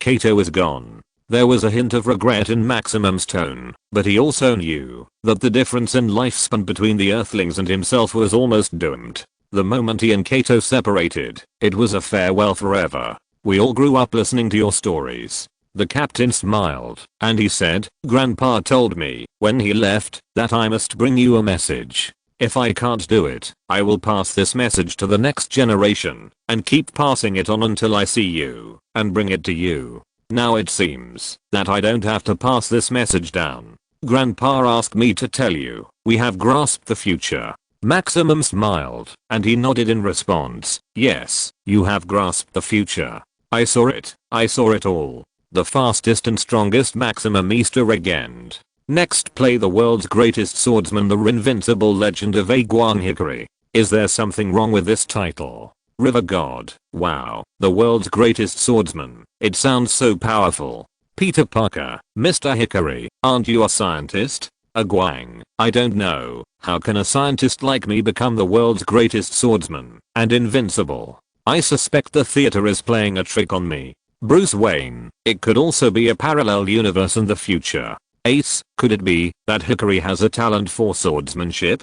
So you became a great swordsman later? Guang, that's not impossible. I took swordsmanship as an elective in physical training class when I was in school, but I didn't practice it much after I started working. But that's not enough for me to become the greatest swordsman in the universe. There are so many people who use swords in the universe. The title of great swordsman must be recognized by the universe. So, it should be me in a parallel universe. The me in that universe practiced swordsmanship all the way and became the greatest swordsman in the universe. Correction. Next, to play the greatest swordsman in the universe, I'm just a scientist. Probably. It's the original destiny trajectory of Guang in the screening room. In short, it's the legend of the invincible Guang. This. Planet K76. King Ao stroked his beard and watched the live broadcast of the Kingdom of Light, which was who knows how many light years away. I see. King Ao nodded. As a top-level warrior, after seeing this title, King Ao understood it immediately, as if he had telepathy. I see. The fate of the old man and the little guy started from here. I wrote the Easter eggs in this chapter myself. I hope you like it. Chapter 347. King Ao's Gift. The Hickory legend begins. King Ao took out a blue wristband-like thing. This was one of his strange little props. The Aura of a Knight. This thing was a little gadget he had made before. Looking at the color scheme, King Ao followed the causal line and saw that the wrist of the future Hickory had the Aura of a Knight. That kid has gotten so many good things. This little gadget seems a bit embarrassing. King Ao scratched his head in distress. He couldn't just give it away, and the source of this cause and effect, Gigi, was still in his birdcage, and he was fat. It was impossible to let it go. It was too dangerous to let such a fierce bird go. King Ao decided to give this thing away. This thing was destined to be with Hickory. Well, just think of it as compensation for making him work overtime. But it needs to be strengthened. At least two causal effects must be installed, and then a projection of his own power must be installed, and finally 3 plasma spark crystals must be added. Otherwise it will be embarrassing. The greatest swordsman in the universe. I am just a scientist. Probably. The original fate of Guang in the screening room. In short, it is the legend of the invincible Guang. Start broadcasting. Chapter 1. The Tragedy of Planet Arbo. Planet Arbo. A beautiful planet. Many huge transparent crystals grow on this planet, like a crystal forest. When the starlight shines down, it is refracted by these transparent crystals into colorful light.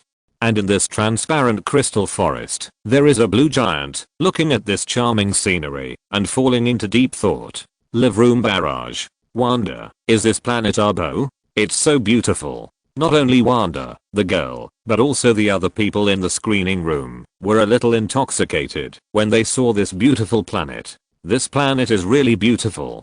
And Hickory was even more immersed in it. This blue giant is the Giant of Light who skipped work from the Science and Technology Bureau of the Kingdom of Light in the M78 Nebula, the Blue Ultraman, Hickory. Originally, he would have lived in the Space Science and Technology Bureau, but later, because the people of the Barite Star coveted the life solidification technology, a war broke out. Many people died in this war. Hickory believed that he should be responsible for this. He resigned from the position of the head of the Space Science Bureau and came to Abastar to do research. Abastar is a miracle star. In order to unlock the secrets of Abastar, Hickory came to this land full of light. Originally, this Abastar was just a planet he found casually.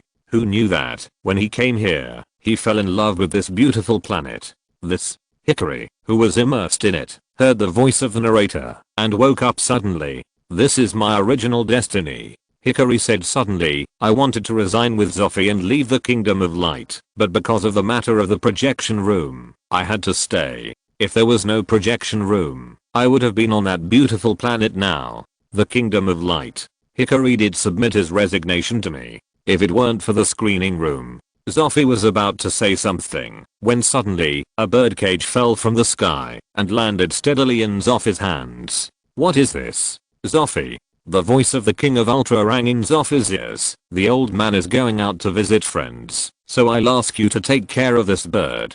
Zophie looked down at the birdcage, and a strange looking round ball was grinning at him. This is a high-dimensional predator real-life form, Bogaroo. Tregier's eyes widened, and then he asked in some confusion, why is it so fat, as fat as a ball? Hearing this, Bogaroo in the cage immediately jumped up and screamed. Live broadcast room barrage. Wonder, the name of this chapter is called Arbo's Tragedy. How can the beautiful planet not be destroyed?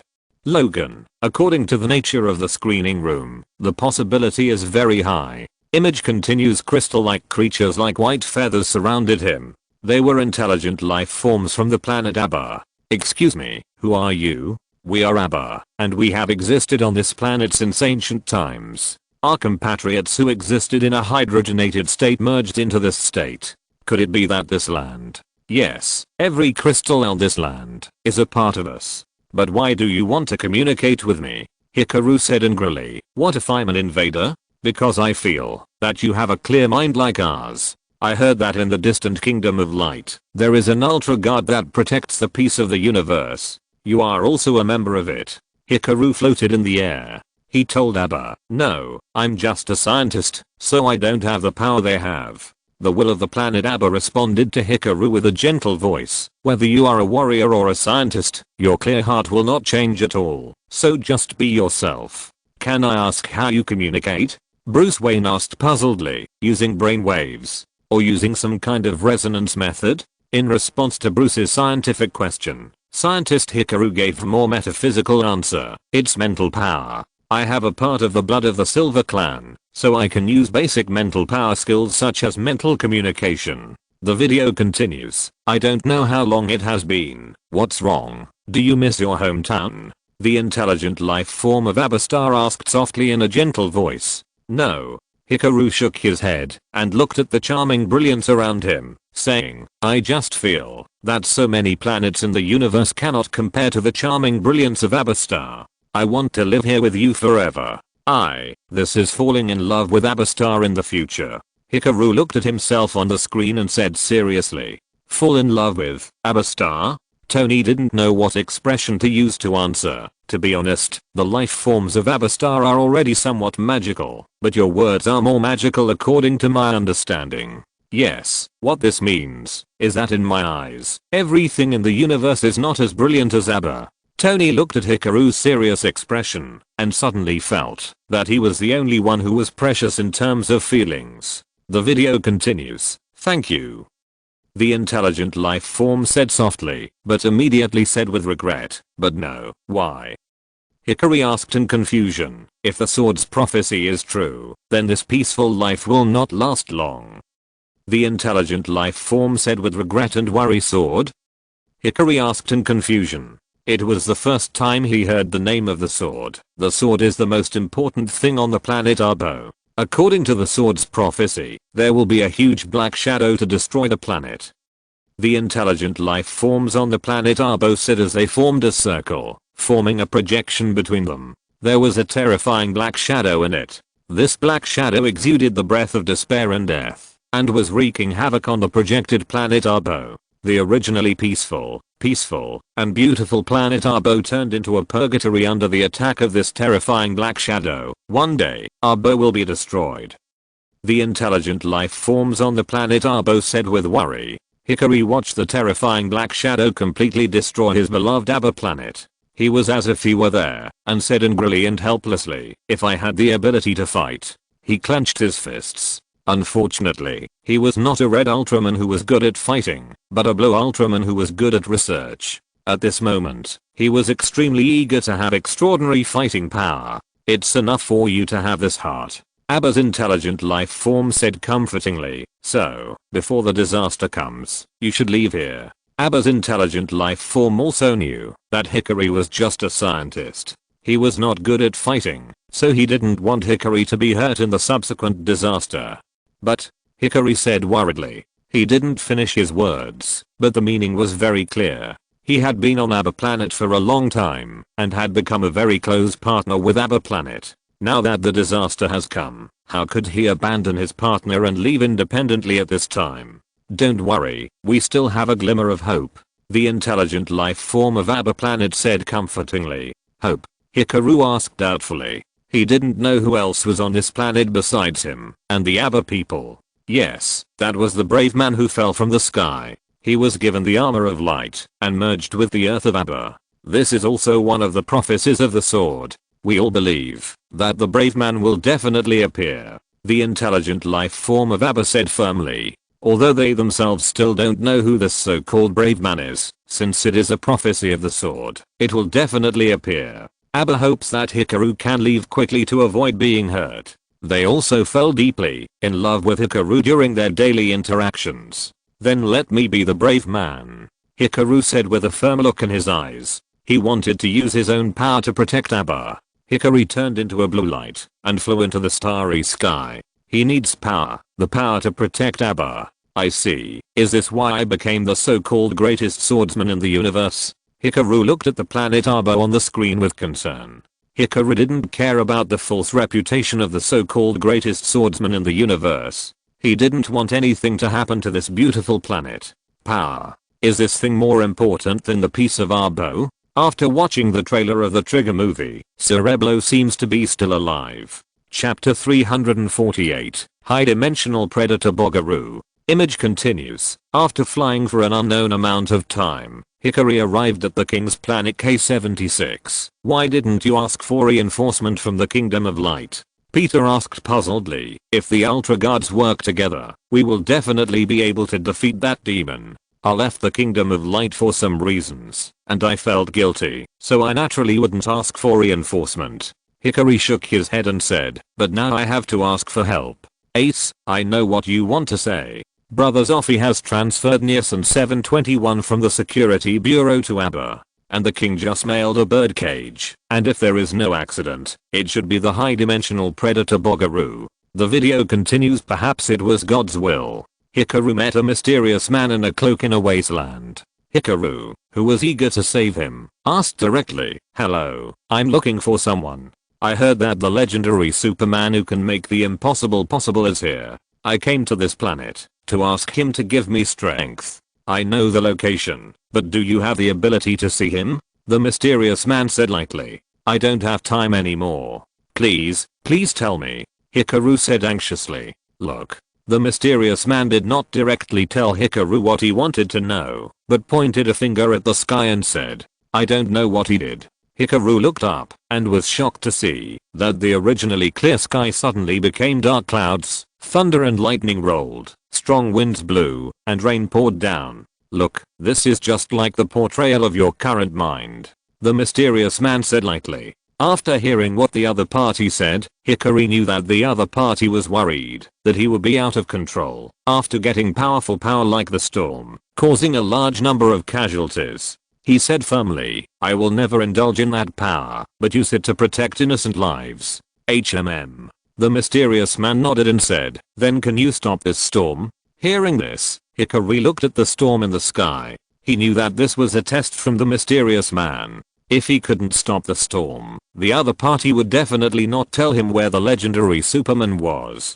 This is a projection of the state of mind. This storm is Ikaru's impetuous heart. If Ikaru's heart is not calm, this storm will not subside.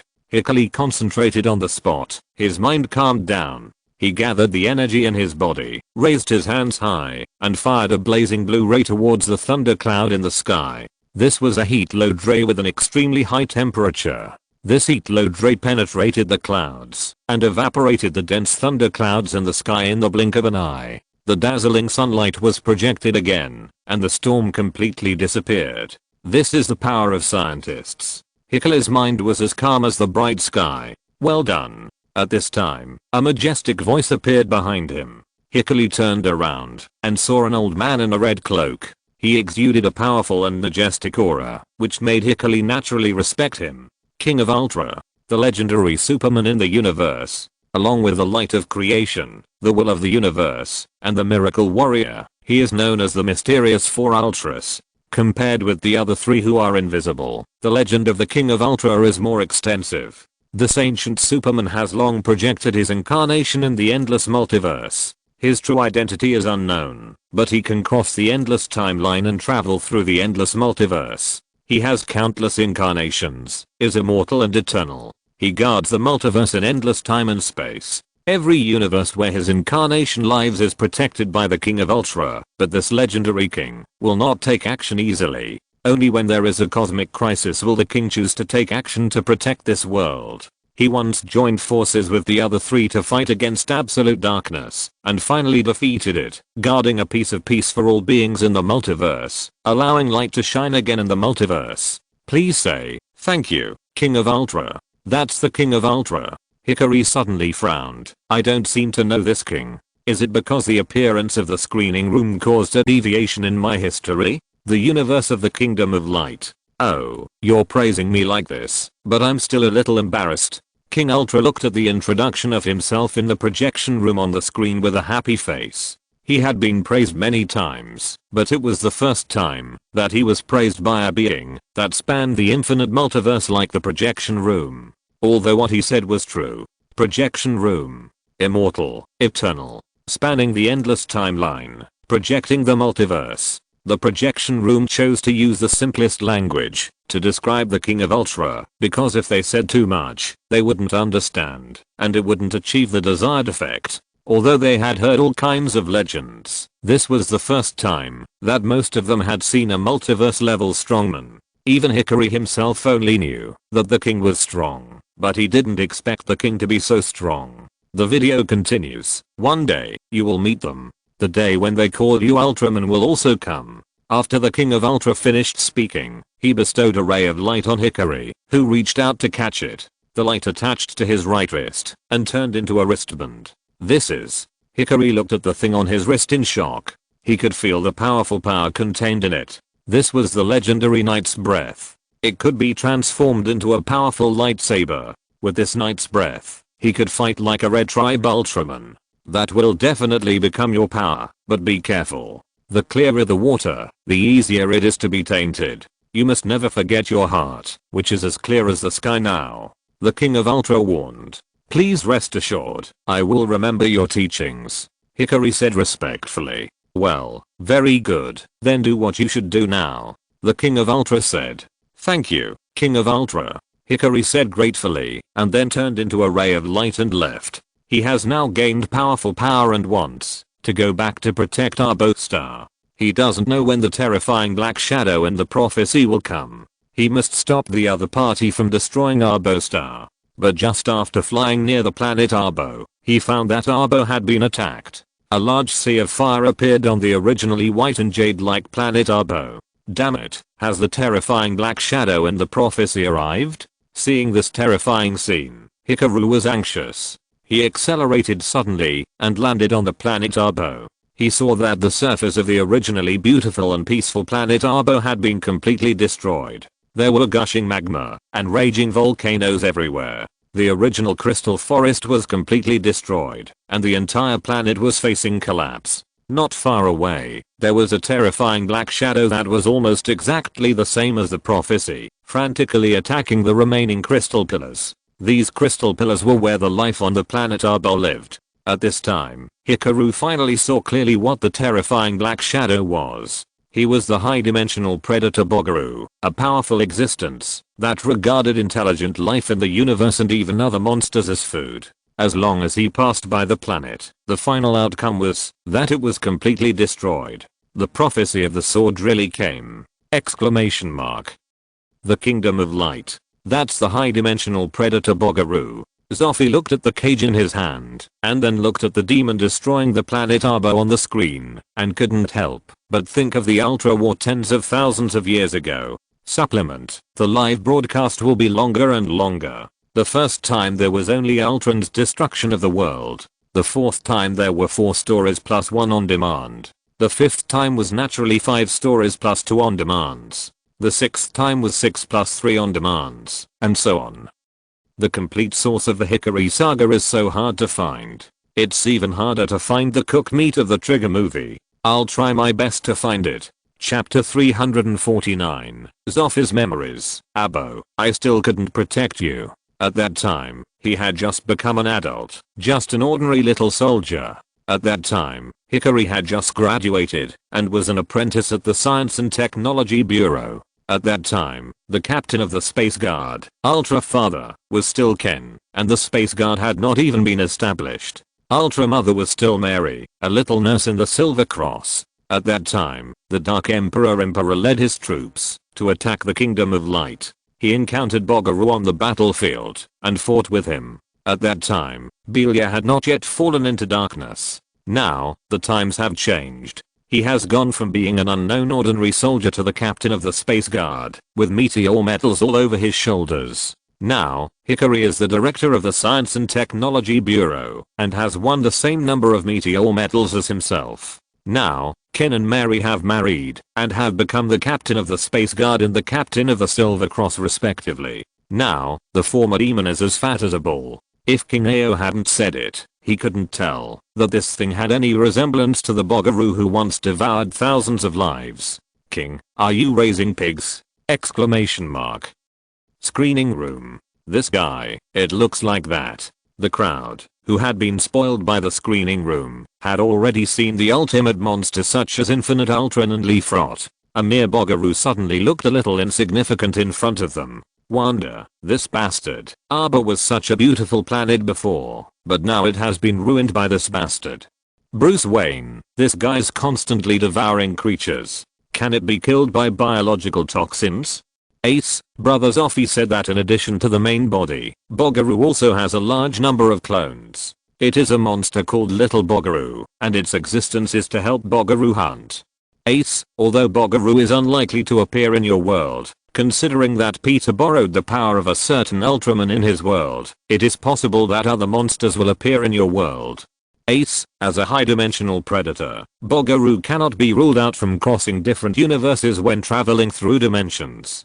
Ace, although the possibility is very small, please be extremely careful. Seeing Ace's words, and then looking at the monster on the screen, that devoured thousands of lives, everyone calmed down a little. They have seen too many magical situations. It sounds impossible to travel to other universes while traveling through dimensions, but who knows how much trouble this world can have. It is always better to be careful. The video continues. Asshole. Stop it. But at this time, Boggaroo also felt the presence of Hickory. He turned his head and saw Hickory making a terrifying cry. An energy bomb bombarded him, and Hickory quickly dodged. Boggaroo was about to chase him and devour the blue Ultraman in front of him. Ultraman is a life form that is more nutritious than monsters. Eating this Ultraman will definitely increase his strength. But at this time, many intelligent life forms from the planet Abba suddenly emerged from the earth. They rushed towards Boggaroo desperately. Countless intelligent life forms from the planet Abba launched a desperate attack around Boggaroo to protect their own home planet Abba, and also to save Ultraman Hickory. Because Boggaroo was too powerful, they were afraid that Hickory would be killed by Boggaroo, and wanted to give Hickory time to escape.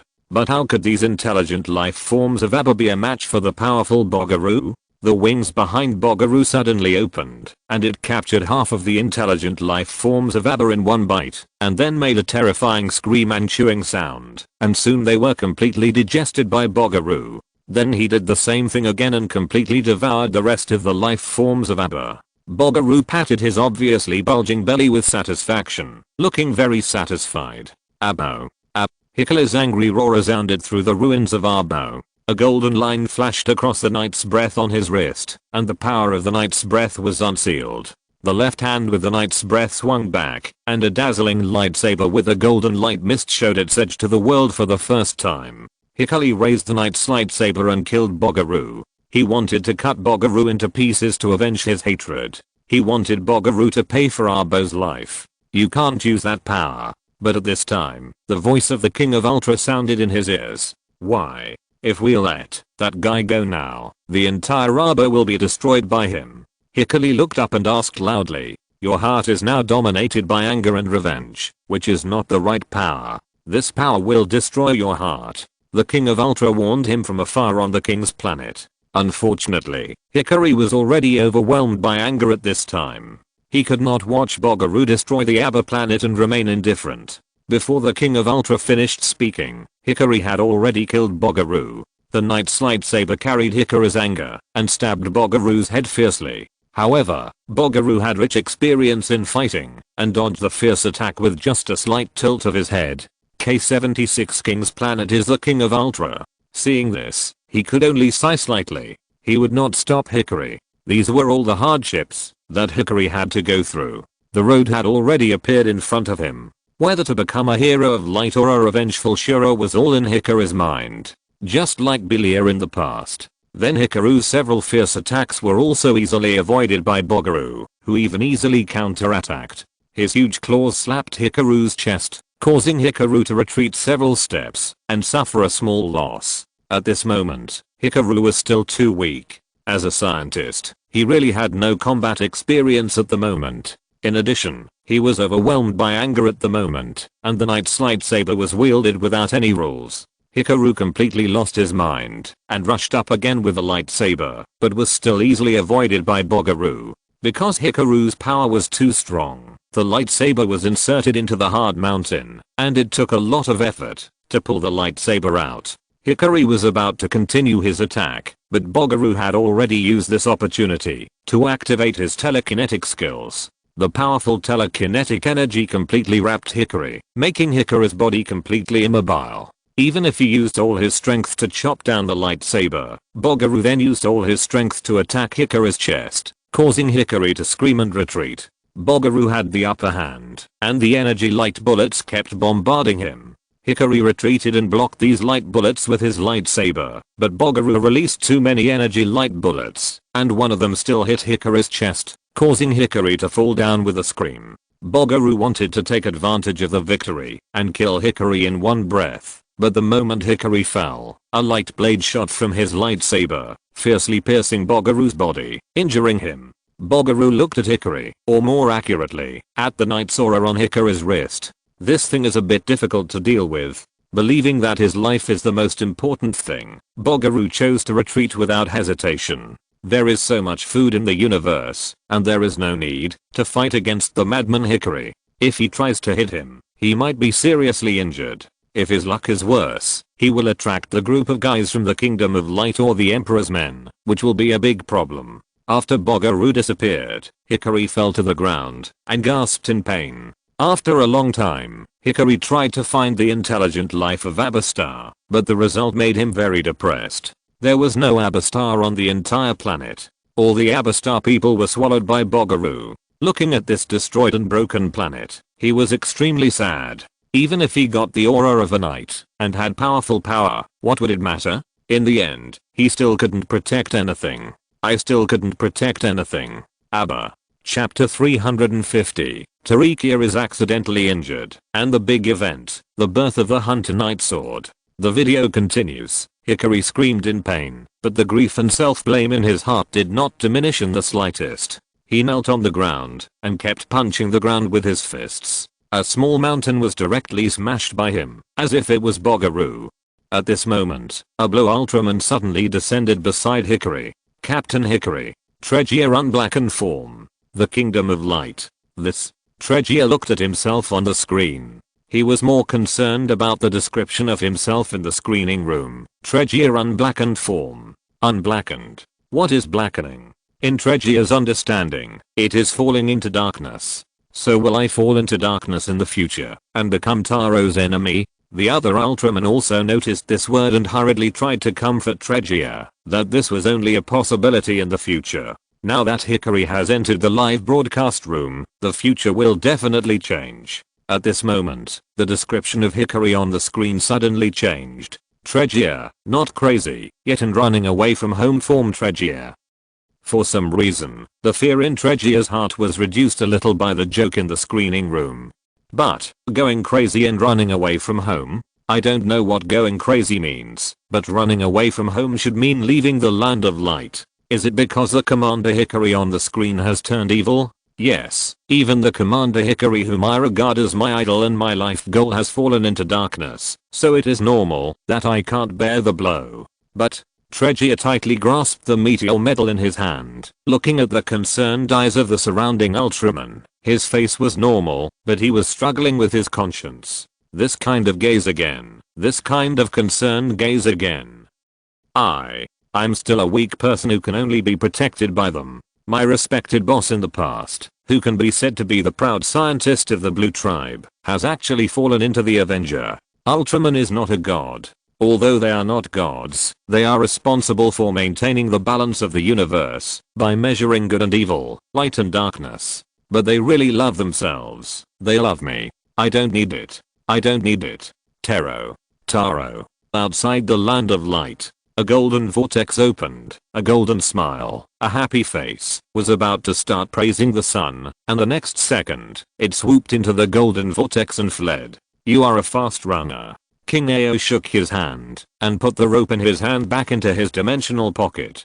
King Ao of another timeline nodded and continued to drink tea on the king's planet. Image continues. Seeing Hickory kneeling on the ground of Arbo in pain, Tregear rushed over and wanted to help up the legendary Blue Ultraman whom he admired and regarded as his idol. Captain Hickory, alright, let's go back to the land of light together first. I'm no longer a commander. Hickory pushed Tregear away. He gave up on himself and blamed himself. He seemed to be telling Tregear, or muttering to himself, describing his own incompetence. I failed to protect Arbo, and the King of Ultra still gave me this knight's wristband. I'm not worthy of being a messenger of light. Ignoring Tregear's shocked expression beside him, Hickory angrily hammered the burned down ground of Arbo, and roared weakly, we must defeat that bastard Bogaroo. It was that guy who wiped out countless lives, and destroyed this planet. At this time, Hickory heard some strange sounds. These sounds were the resentment of the Abba people who were killed.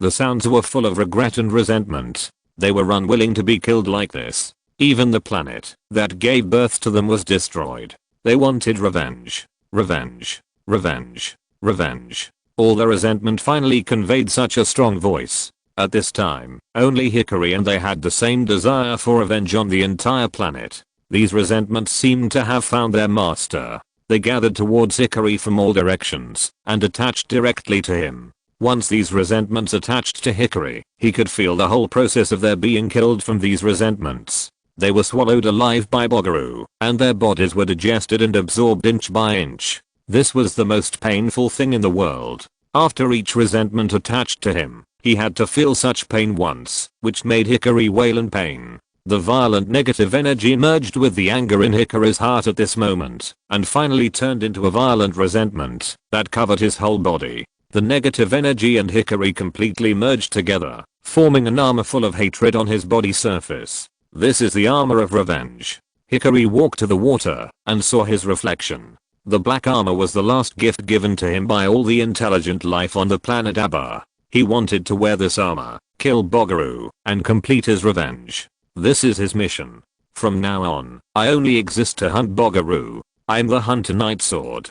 Captain Hickory. When Hickory put on the armor of revenge and turned into a ghost of revenge, he was blinded by hatred. Hickory raised his hand and waved, and the sword of revenge came out. If you hinder me, I will kill you. Hickory waved his long sword and killed Tregear.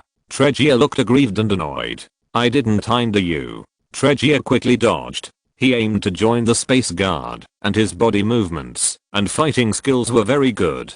If the light was not powerful enough, he would have been an excellent member of the Space Guard. Tregear dodged and clamped Hickory's left arm with the Knight's aura, but Hickory took the opportunity to grab his left arm with his right hand.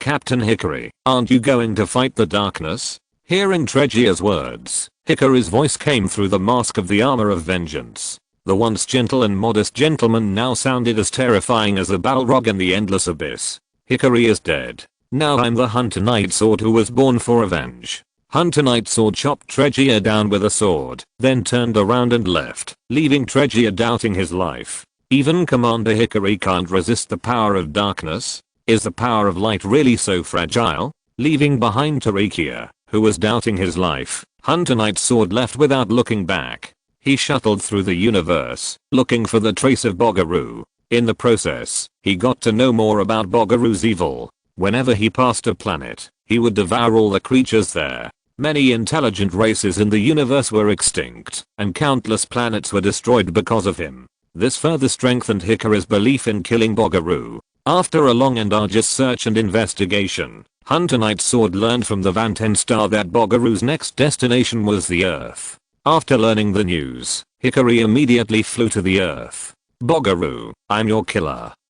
Looking at the Night Hunter Sword on the screen, which was filled with murderous intent, and had almost materialized negative energy wrapped around its body, and then looking at the gentle and modest Hickory beside him, everyone was unable to even connect the two together. End of this chapter. Thank you very much for reaching the end. Don't forget to like. Looking for more exclusive content and immediate access? Subscribe to our Patreon. Remember, every like, subscription, or donation encourages us to continue. Thanks to everyone. See you in the next video.